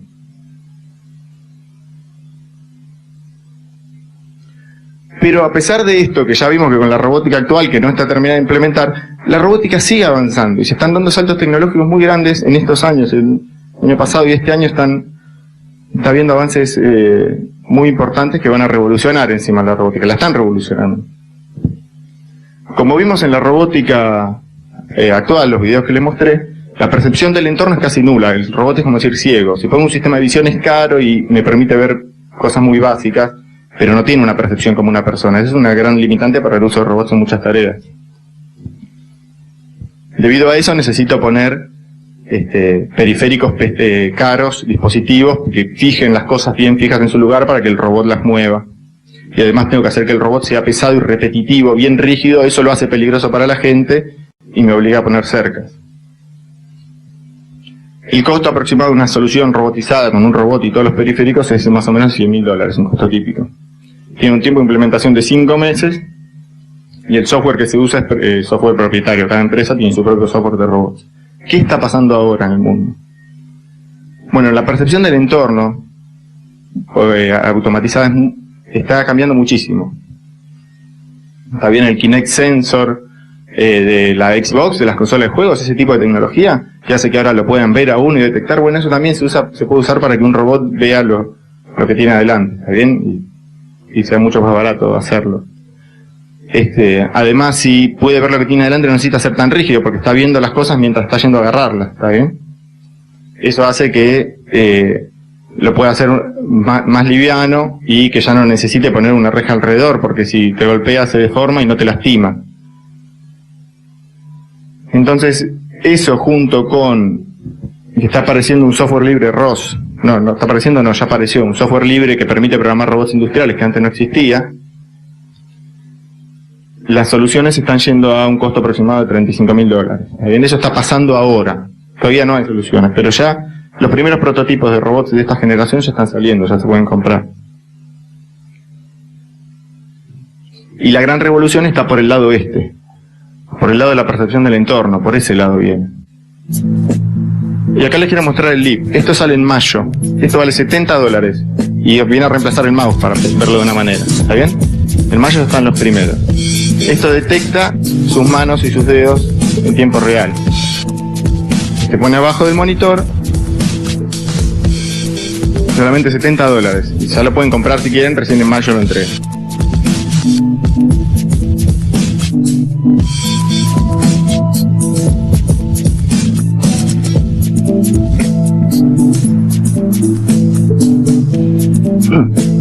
Esto viene de la mano de poder censar la posición, ¿está bien? Fíjense.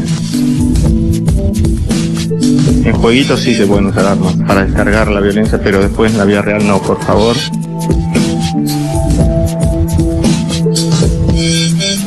Bueno, pero ahí les muestra la capacidad de lo que hace el sensor, ¿ven? Detectar en tiempo real todos los movimientos y ahí lo está traduciendo a la pantalla. Bueno, esa capacidad, esa tecnología para hacer eso, que también la comparten, usan los sensores de las consolas de juegos, que también son los mismos tipos de sensores, es lo que, entre otras cosas, permite estar revolucionando la robótica. Y este robot tiene un par de meses. Ven, es un robot de una empresa norteamericana nueva, que ven que no se parece en nada al brazo robótico de las aplicaciones típicas que vieron antes. En mi opinión y de varios, todavía le falta ajustar muchas cosas para que sea bien aplicativo. Pero es cuestión de un año, máximo 2 años, ¿está bien? Para que esto sea bien aplicable. Está pensado para la industria, para la manufactura, no está pensado para nosotros. Baxter can do manufacturing tasks like material handling. Bueno, la diferencia entre este robot y los otros es como que verán, no tienen que poner cerca, el robot es blando, lo pueden cargar entre 2 personas y montarlo. Tiene una visión mucho mejor del entorno, entonces no necesita dispositivos complejos. Y es fácil de programar además porque usa el software libre ROS, a pesar de ser una empresa privada, las nuevas empresas todas usan el software libre porque desarrollar un software propietario es muchísimo más caro y es imposible competir contra un software donde toda la comunidad científica colabora, ¿no? Bueno, esto está pasando en Estados Unidos, obviamente lo ven a nivel mundial y es nuevo. ¿Cómo lo justifican en Estados Unidos para que no genere un rechazo social tan fuerte? Decir, che, eso ya se parece mucho a una persona y vas a sacar todos los trabajos. Bueno, dicen, no, mira, lo fabricamos en Estados Unidos para empezar, debemos trabajo local. Y además, la idea es que se deje de fabricar en China. Ya podemos traer, China o en otros países, podemos traer la manufactura acá porque total ya no va a usar gente. Si fabricamos con robots, ¿para qué vamos a fabricar allá y tener tanto costo de flete? Fabriquemos acá con robots. Igual va a tener un montón de puestos de trabajo asociados porque el robot no trabaja solo.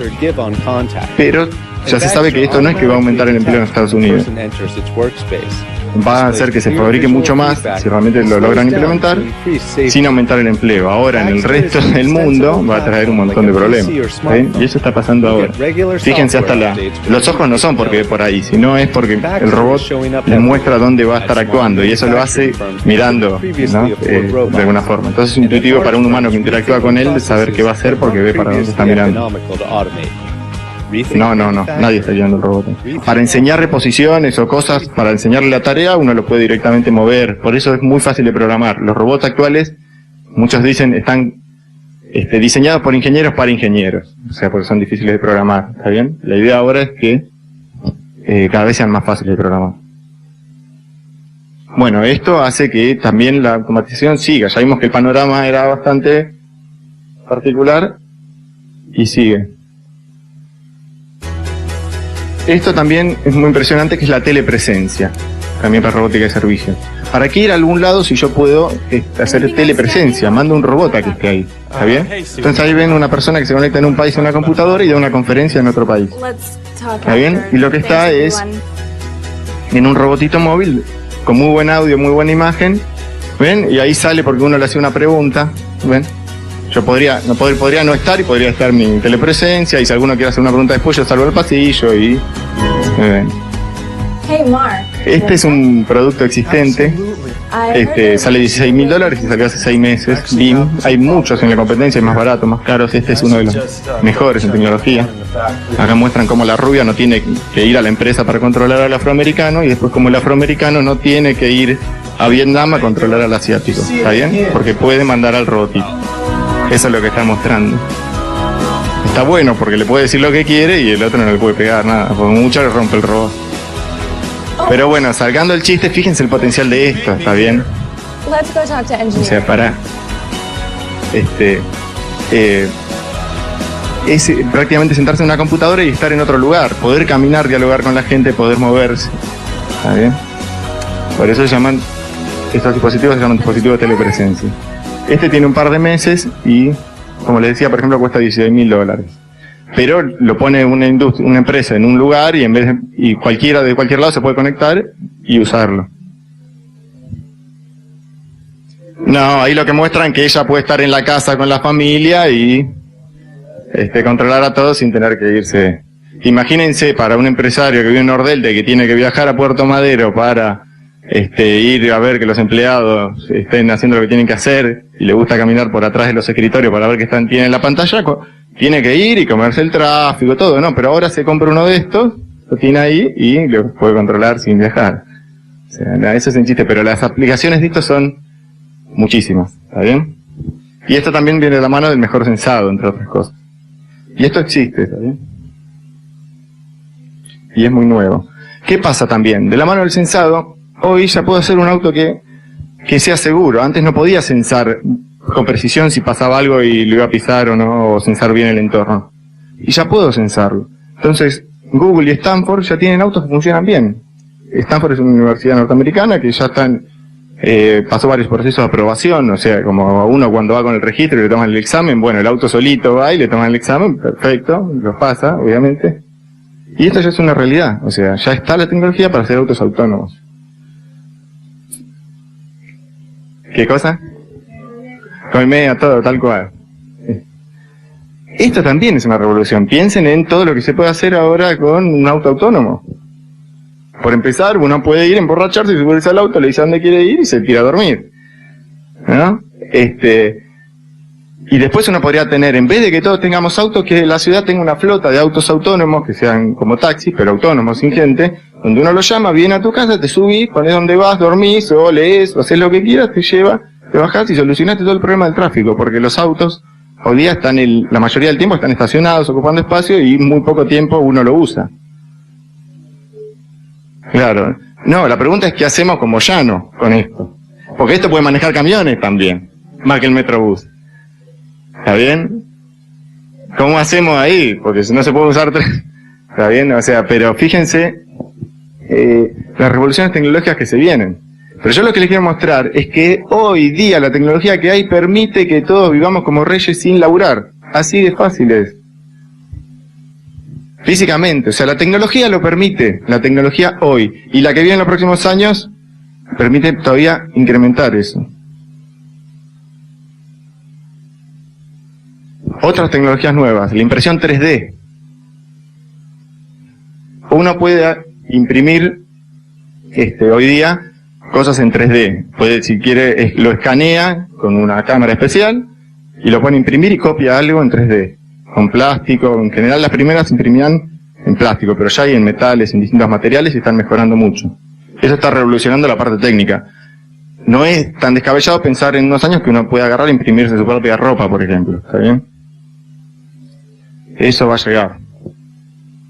Y no solo esta tecnología sirve para imprimir cosas, sino que sirve para imprimir, por ejemplo, escalado casas. Hoy el contour crafting es una técnica para fabricar casas, edificios, y que ya están haciendo prototipos y pruebas donde uno pone 2 rieles y imprime una casa. Está viendo que imprime en cemento un material constructivo, es simplemente una impresora pero más grande, por decirlo de alguna manera, ¿no? Y por ahí con varios aplicadores donde también va poniendo las cañerías y va haciendo la casa terminada. Y eso es cuestión de tiempo que terminen de perfeccionarlo, pero eso también se puede hacer. Imagínense los trabajos en construcción. Hoy día la construcción hace rato que no se actualiza técnicamente. Uno todavía hoy día hace una pared y la rompe para pasar los caños, sabiendo antes de hacerla dónde tenía que meter el caño. La hace y rompe y pasa el caño y la tapa. O sea, es una locura. Ya la tecnología permite hacer las cosas mucho mejor. Piensen también, ¿y qué hacemos con todos los muchachos de la construcción entonces? ¿No? O sea, pero siempre caemos en lo mismo. ¿Está bien? Ya hoy el 30% de la gente trabaja, el 20% en manufactura, en construcción, minería, manufactura y producción de alimentos, y el 10% en salud, educación y asistencia social. Pero este 20% además se puede achicar muchísimo con todo lo que les mostré, ¿no? De la estandarización y además con las nuevas tecnologías. Y bueno, lo que sí podemos decir es que los problemas del sistema monetario, uno puede decir, bueno, hay que separar 2 partes. Una es el diagnóstico de los problemas del sistema actual y otra, bueno, el sistema, cómo podríamos hacer un sistema mejor, ¿no? Pero en el sistema monetario, los problemas solo pueden empeorar y están empeorando. Para producir bienes y servicios se necesita cada vez menos empleados. ¿Está bien? El dueño del capital cada vez necesita menos gente para producir y vender. ¿Está bien? Entonces la distribución, por eso aumenta tanto la desigualdad. El endeudamiento de los países y las personas para sostener el consumo solo puede aumentar. La desigualdad y la concentración de las riquezas de unos pocos se agudiza y la obsolescencia programada y el crecimiento continuo constituyen un ecocidio, o sea, un suicidio ecológico. Hacer las cosas para romperse y cada vez tener que vender más y producir más, obviamente en un planeta que no es infinito, es finito, está trayendo un montón de problemas ecológicos que los vamos a ver más adelante porque ya se están preveyendo, ¿no? Bueno, en realidad se están viendo hoy ya. Ya hubo un aumento de casi 1 grado en la temperatura global y bueno, y quién sabe cuándo se puede disparar algún cambio, eso es impredecible, pero estamos jugando con fuego, por decirlo de alguna manera.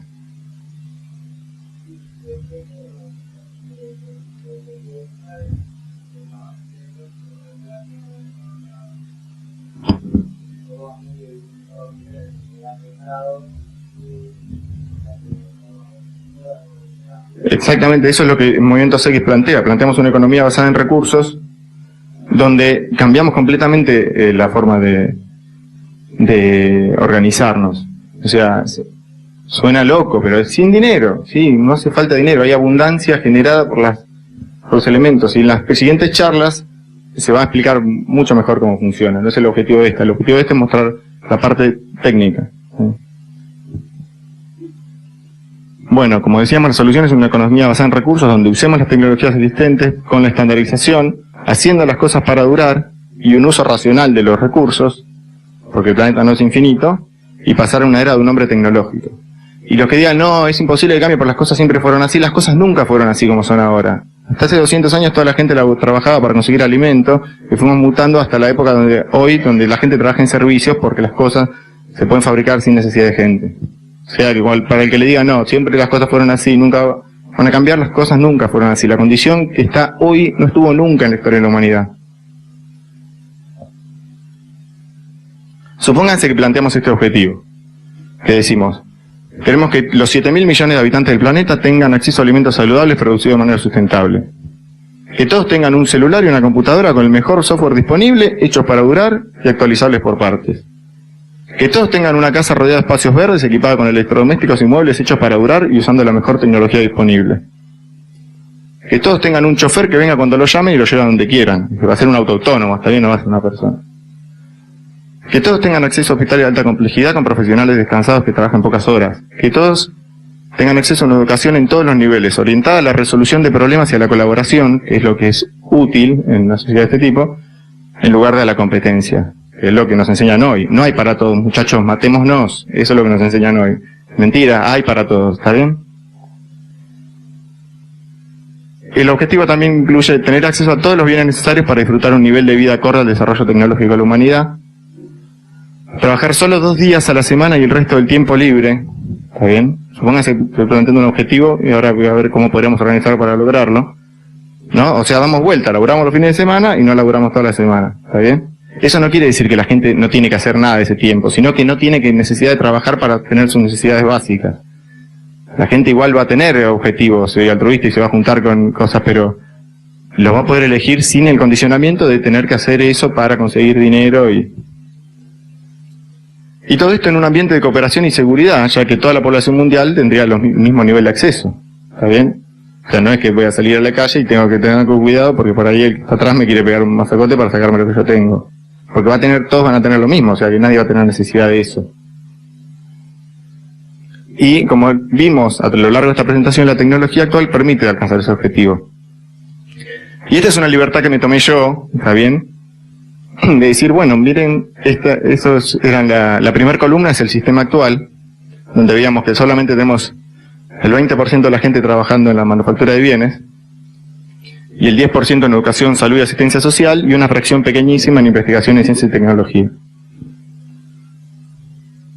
Si organizamos la sociedad diciendo, bueno, el desempleo carece de sentido, carece de concepto en una economía basada en recursos donde no hay dinero. Sectores como financieros, sectores de compras y ventas de las empresas, marketing, intermediarios, seguros, ahí tenemos más del 10% de los trabajos, carecen de sentido total. Ahí tenemos el 10% de los trabajos, 30%. Perdón. Estoy diciendo esto. 30 es todo este sector. ¿Está bien? Estoy diciendo que ahí en eso de arriba hay más del 10.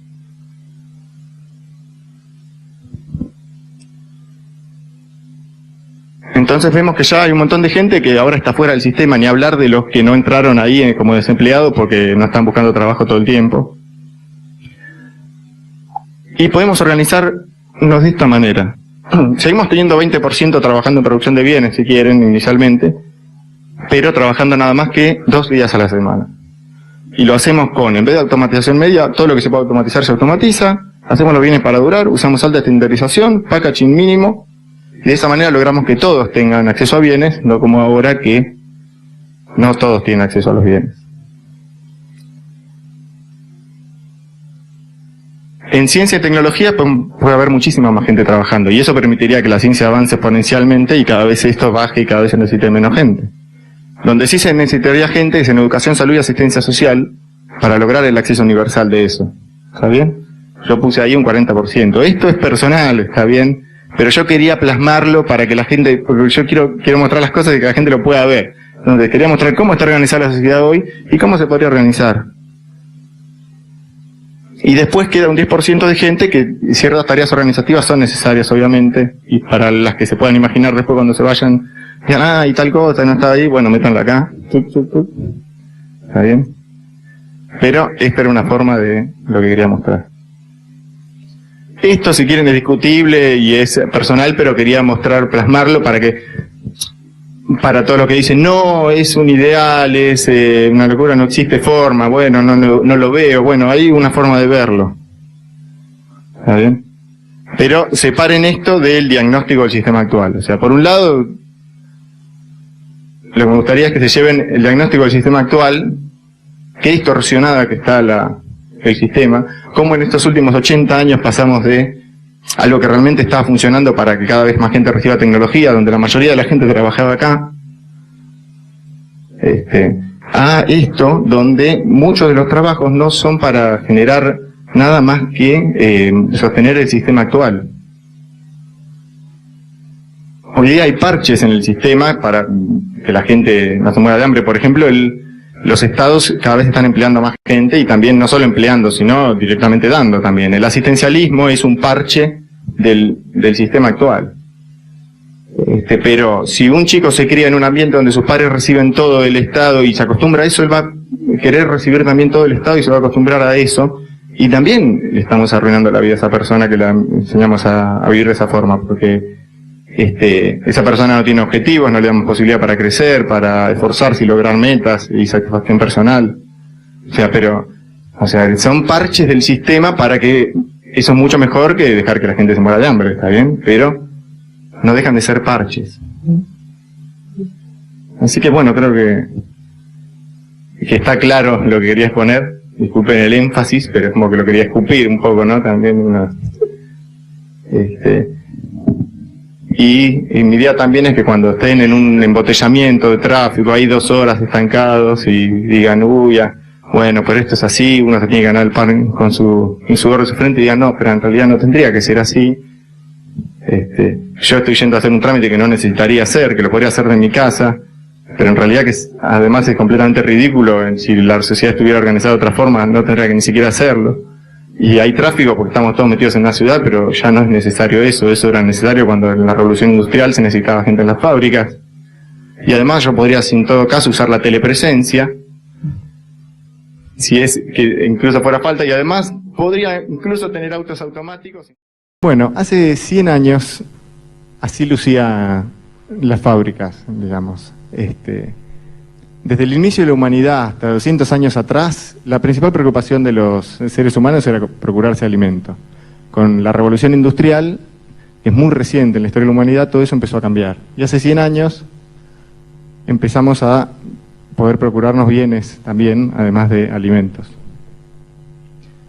Bueno, el modelo que se adoptó en 100 años atrás fue un modelo de crecimiento constante y de mecanismo de labor. ¿Qué quiere decir esto? Yo cada vez produzco más. Para producir más, cada vez empleo a más gente, y esa misma gente es la que puede comprar la producción y mejorar su nivel de vida. Esto al principio funcionaba excelentemente bien, o sea, permitía que cada vez más gente se incorpore al consumo y que cada vez se generen más bienes.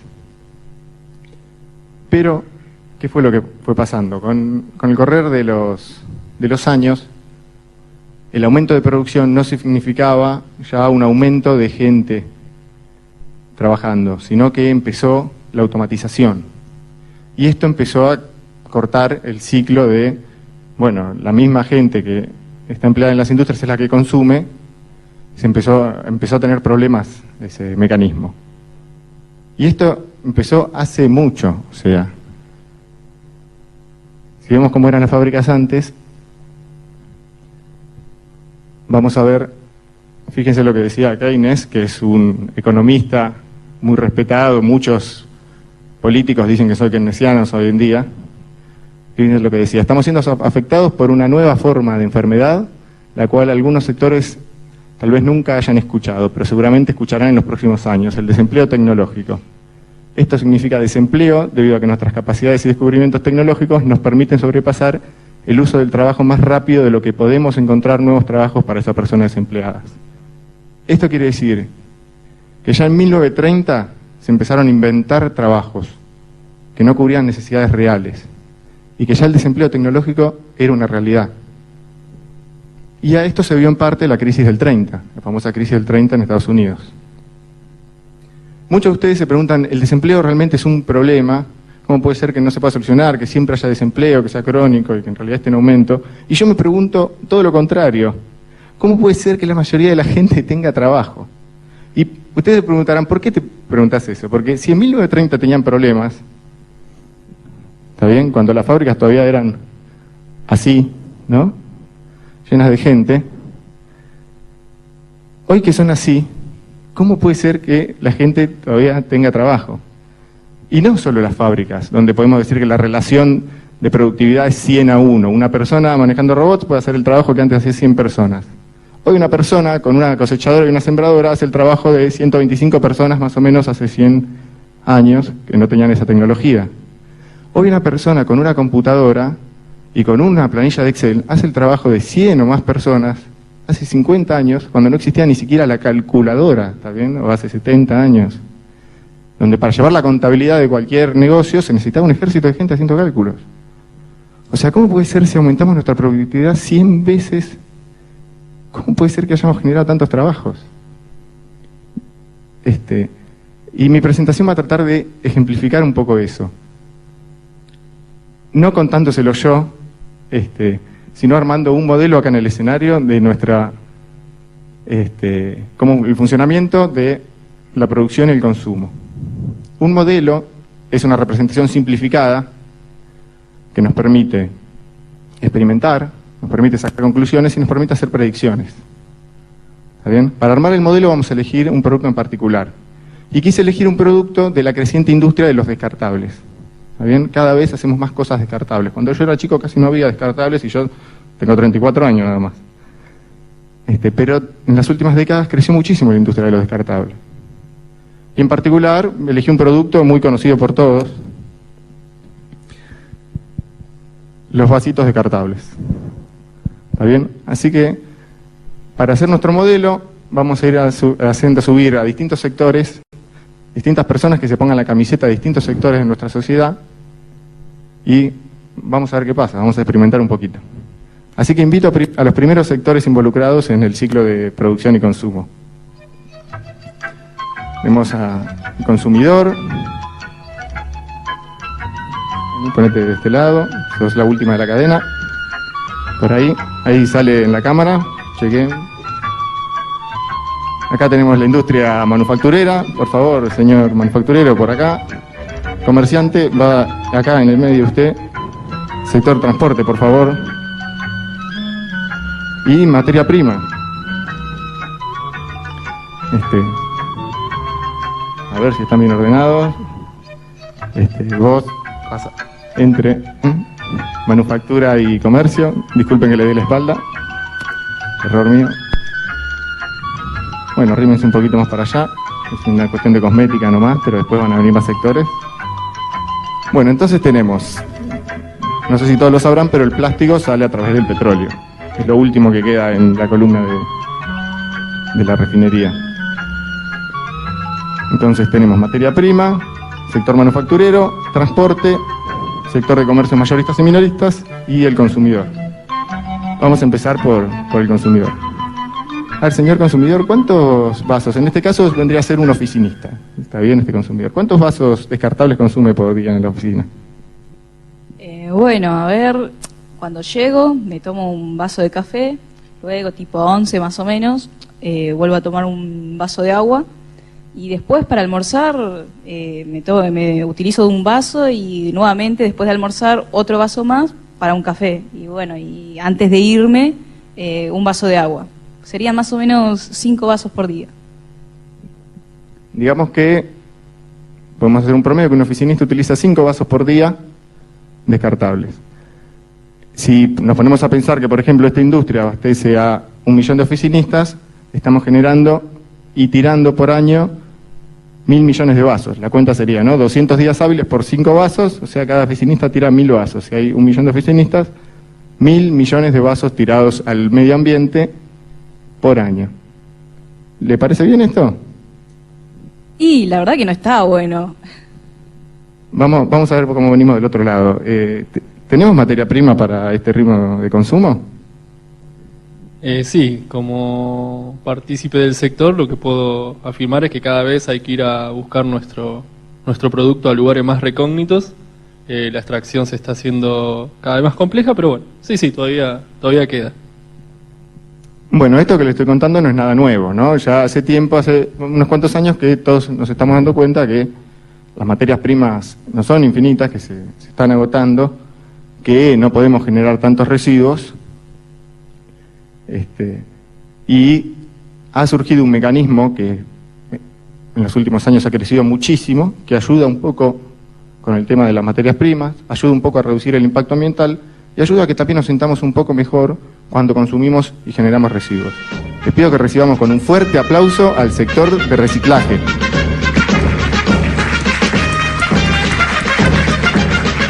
Buenos días. Buenas tardes, perdón. Deje el tachito, por favor, ahí en el consumidor, póngase acá cerca del sector de manufactura, que usted también ahí ayuda por ese lado. Bueno, ahora vamos mejorando. Mira, consumidor oficinista, ahora tenés tu tachito de reciclaje. Así que acá tenés los 5 vasitos por día, vamos, al tachito.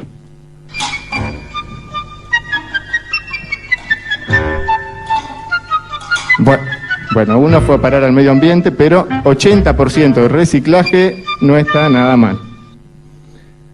Yo no lo tengo que mover, perdón, cada uno con su rol. Transporte, por favor, lleve el tachito al sector de reciclaje. Esto del reciclaje está buenísimo, estamos generando nuevos puestos de trabajo. Fíjense que ahora tenemos nuevas necesidades para transportistas. Bueno, cuénteme, reciclador, ¿cuál es su eficiencia de reciclaje? Bueno, del todo el material que me das, puedo restaurar un 75%, el otro 25% se desperdicia, digamos. Bueno, o sea que de 4 vasitos, 3 los puedes utilizar, o uno más va para el medio ambiente, pero bueno, dentro de todo, digamos que de 5 vasitos recuperamos 3. No está nada mal. Como ahora cuánto venimos mucho mejor. O sea, vos ahora tenés que reponer 2 vasitos cada 5 nada más. Sí, haciendo mirada angosta, a muchos nos pone una sonrisa esto, como que, se está haciendo un poco de ahorro de recursos, pero bueno, yo tengo que seguir proveyendo de mi producto para que el transporte pueda mover estas materias a ser recicladas. O sea, se sigue usando. Ha aportado un logro significante, pero bueno, sigue siendo utilizado. O sea, si bien ahorramos en materia prima, también ahora hay que darle combustible a los nuevos camiones para llevar los productos de reciclaje y también hay que darle energía a la fábrica recicladora. Pero así todo, la cosa mejoró. Lo cierto es que hay organismos que miden el uso de los recursos del planeta y el ritmo de regeneración. Y hoy en día estamos consumiendo los recursos renovables un 50% más rápido de lo que se regeneran. O sea, necesitaríamos una tierra y media para ser sustentables. Y eso solamente teniendo en cuenta los recursos renovables. Porque el petróleo ni siquiera es renovable. O sea, cuando se agote no hay más.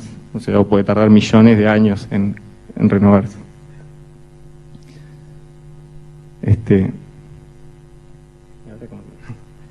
Bueno. Entonces uno puede ponerse a pensar, bueno, pero si paráramos de crecer y reciclamos mucho más, ¿podríamos lograr sustentabilidad? ¿Quién se ríe? Ay.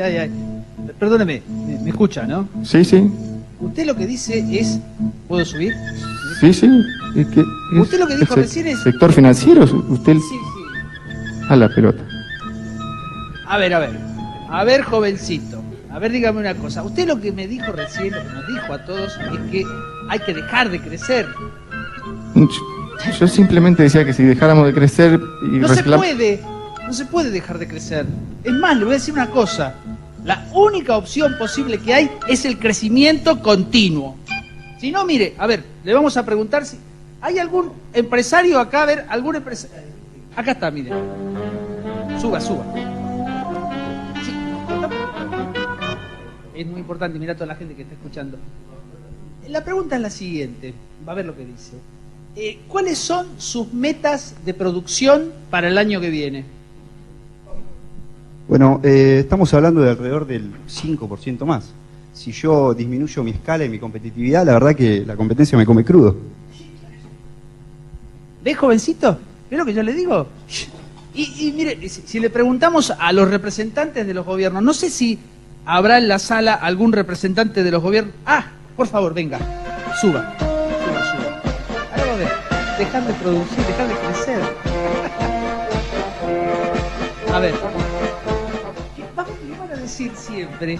Que hay que seguir creciendo, que el crecimiento tiene que ser continuo, ¿o no? Tiene razón. Es cierto. Nosotros tenemos pronosticado para este año crecer un 5%. Tenemos que crecer. Acá el amigo financiero dice que si no crecemos vamos a entrar en recesión y eso es malo.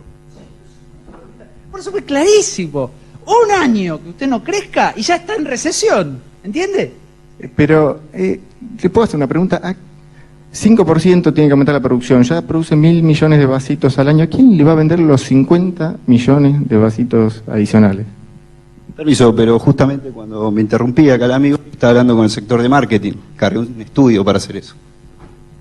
Marketing, el sector que faltaba. ¿Y qué determinó el estudio de marketing? Y según el minucioso estudio de mercado,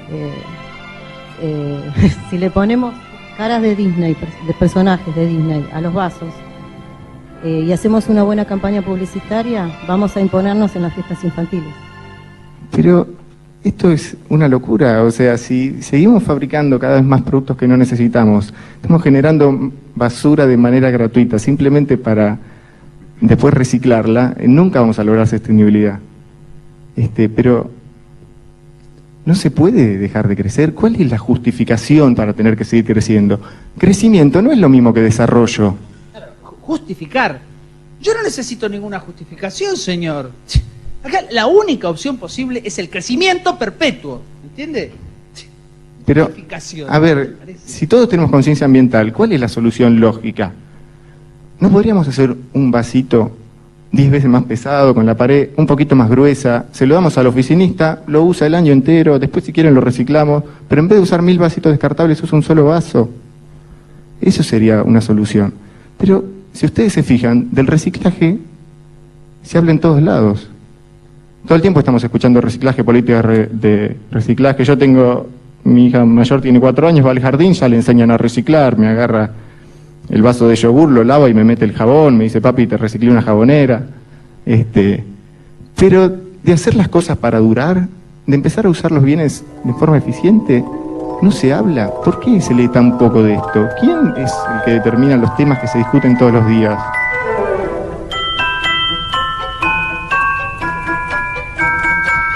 Uy, y eso... los medios de comunicación. Hola a todos, yo soy los medios de comunicación. Y somos los responsables de implantar los temas de agenda, básicamente. ¿Y cómo lo hacemos? Quizás se pregunten algunos. De manera muy sencilla. Tenemos algunas personas que nos influencian, que tienen bastante poder en la sociedad. Pueden ser corporaciones, pueden ser gremios de trabajadores, pueden ser estados también, gobiernos, etcétera. Pero no solamente hablamos de lo que nos dicen ellos o lo que nos baja en línea, sino también de varias cosas que son noticias por sí mismas, podríamos decir. Un accidente automovilístico, una nevada muy fuerte, cualquier desastre natural. Bueno, a ver, qué bueno que tengo mi modelo acá listo, porque entonces me voy a poder fijar qué sector va a tener ganas de hablar, de hacer las cosas para durar, ¿no? Porque es la solución lógica. A ver, señor empresario, fíjese, si hace los vasitos 10 veces más pesados y lindos, los va a poder vender 10 veces más caros. A ver, querido, porque a vos parece que mucho ingeniero, pero de matemáticas no te enseñaron muy bien. Vos me estás queriendo decir que en vez de colocar 1000 vasitos por año por oficinista, los reduzca, coloque uno solo, qué bueno, está bien, lo puedo vender 10 veces más caro. Eso sería disminuir 100 veces mis ganancias. Es una locura completa lo que me está planteando. Bueno, pero probemos con otro. A ver, usted que es un orgulloso manufacturero y trabaja en la empresa del señor y tiene un sindicato bastante fuerte, ¿no está interesado en hacer productos que no sean una porquería para el medio ambiente innecesaria? ¿No le gustaría hacer vasitos para durar? En ese caso no, tendría que hacer un vaso cada 1000 que hacemos por día. Entonces nosotros debemos justificar nuestro empleo. Sí, es lógico. Y los transportistas no quieren salvar al planeta. Su sindicato es fuerte, también puede... No, mira, de lo que se transporta hoy se transportaría el 1%, o sea que de 100 trabajadores me quedaría solamente uno, ¿no? Y... A nosotros tampoco nos conviene facturar 100 veces menos. Pero, bueno, ¿y los gobiernos están para cuidarnos? Esto nos están matando todos, el medio ambiente, estamos todos en el planeta, no nos podemos ir. Señor, nosotros no podemos impulsar de ninguna forma medidas que reduzcan nuestra recaudación y disminuyan de esta forma también los puestos de trabajo de la gente. O sea que ya entiendo por qué de esto no se habla. O sea, ningún sector de la sociedad va a hablar nunca de la obsolescencia planificada, de hacer las cosas para durar. O sea, perdóneme un segundito. ¿A mí no me quiere preguntar? ¿No se da cuenta que la única opción posible es el crecimiento perpetuo? Cabeza dura. Pero esto es una locura, ¿se dan cuenta? O sea, yo hice el modelo medio inocentemente y ahora me encuentro con un complot total. Pero lo que estamos diciendo básicamente es lo más lógico del planeta. ¿Cómo, digamos, tenemos un solo planeta y tenemos que usar los recursos en forma eficiente? Pero claro, ahora entiendo cómo hicimos como sociedad para mantener el mecanismo de labor, para generar trabajo luego de haber aumentado nuestra productividad 100 veces. Estamos fabricando basura para reciclarla. Y mientras tanto nos estamos hundiendo en el barco como locos, todos juntos. De este modelo y esta experimentación, que se volvió bastante complejo, pero pudimos sacar unas cuantas conclusiones. Lo primero que vemos es que nuestro modelo socioeconómico falla en 3 aspectos fundamentales. Primero, tenemos un solo planeta y si tenemos que aumentar continuamente el ritmo de consumo de las materias primas, obviamente vamos a llegar a un colapso en algún momento por ese lado. Si no llegamos al colapso por ahí, si seguimos consumiendo cada vez más, vamos a llegar al colapso ambiental, al deterioro ambiental. Ya muchas organizaciones están diciendo que el punto de no retorno puede estar dentro de 30 años, por ejemplo, o menos, no se sabe bien qué va a pasar. Pero estamos influyendo muy fuerte el planeta. Y si cada año crecemos más que el anterior, obviamente en algún momento, no podemos determinar cuándo, pero va a pasar. Y es una cuestión de décadas, no de más que eso.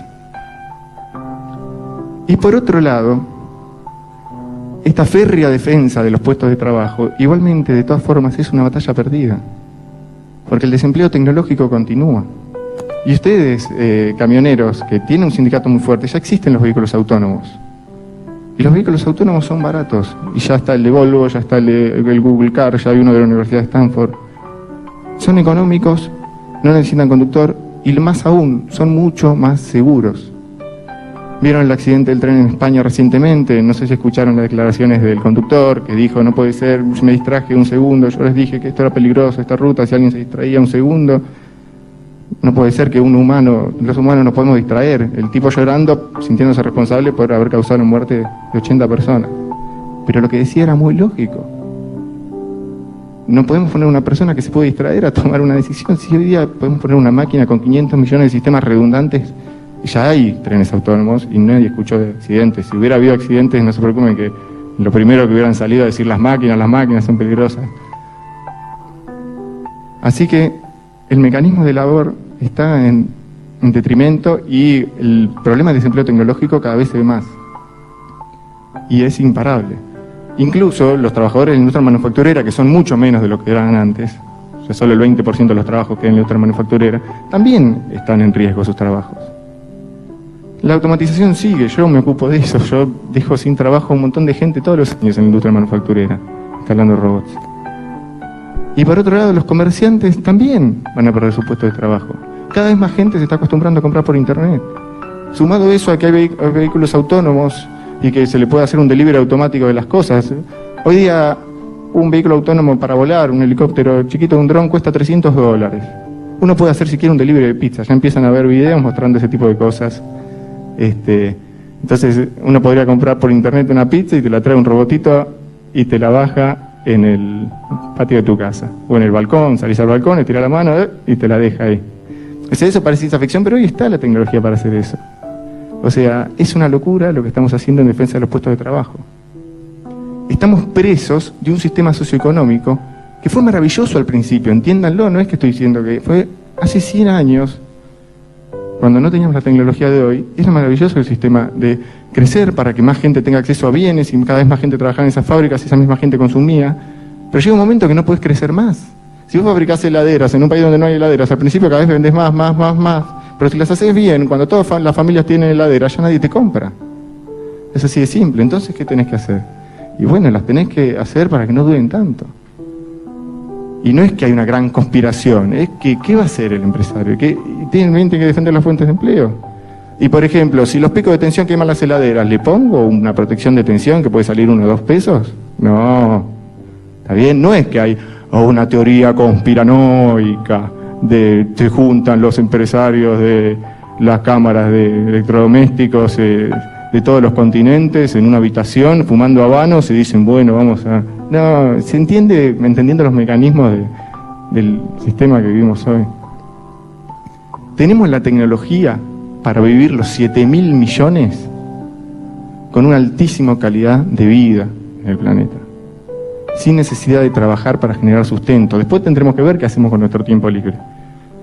Pero la tecnología es suficiente para generar abundancia para los 7.000 millones, para vivir con muy buen nivel de vida sin trabajar, trabajando muy pocas horas en forma organizada, haciendo los bienes en forma eficiente.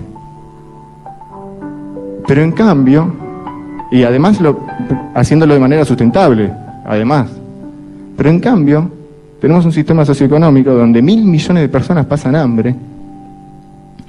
Del resto, los que tienen trabajos, la mayoría hacen trabajos que no les gusta, trabajos que no están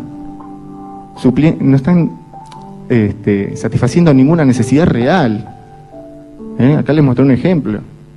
O sea, la mayoría de estos trabajos podrían reducirse, dejar el 1%, hacer vasos para durar, lograr sustentabilidad, pero no se puede. Me parecería que de ningún sector de la sociedad actual va a surgir la solución a estos problemas. Lo acabamos de ver, experimentando un poco. ¿Está bien? Parecería ser que solo de la conciencia de una masa crítica de individuos va a surgir la construcción de una alternativa posible. El movimiento Seyges, por ejemplo, propone un modelo económico basado en recursos. Un modelo económico basado en recursos no está ni siquiera del todo bien definido. Lo único que estamos diciendo es que ¿por qué no agarramos y hacemos las cosas usando los recursos del planeta en forma eficiente? Todas las tareas que se pueden automatizar, automaticémoslas. Bueno, pero hay un montón de cosas que tienen que resolver. Y sí, faltan resolver muchísimas cosas. Pero eso no quiere decir que sea un capricho de un grupo de jóvenes muy alejado de la realidad. ¿Está bien? Y no hay evidencia de que eso funcionaría, pero tampoco hay evidencia de lo contrario. Y con problemas y todo, ¿ustedes se imaginan que va a ser peor que lo que tenemos ahora? No esperen que esa solución llegue de ninguna institución tradicional. Esa solución va a llegar si tomamos conciencia. Disculpe.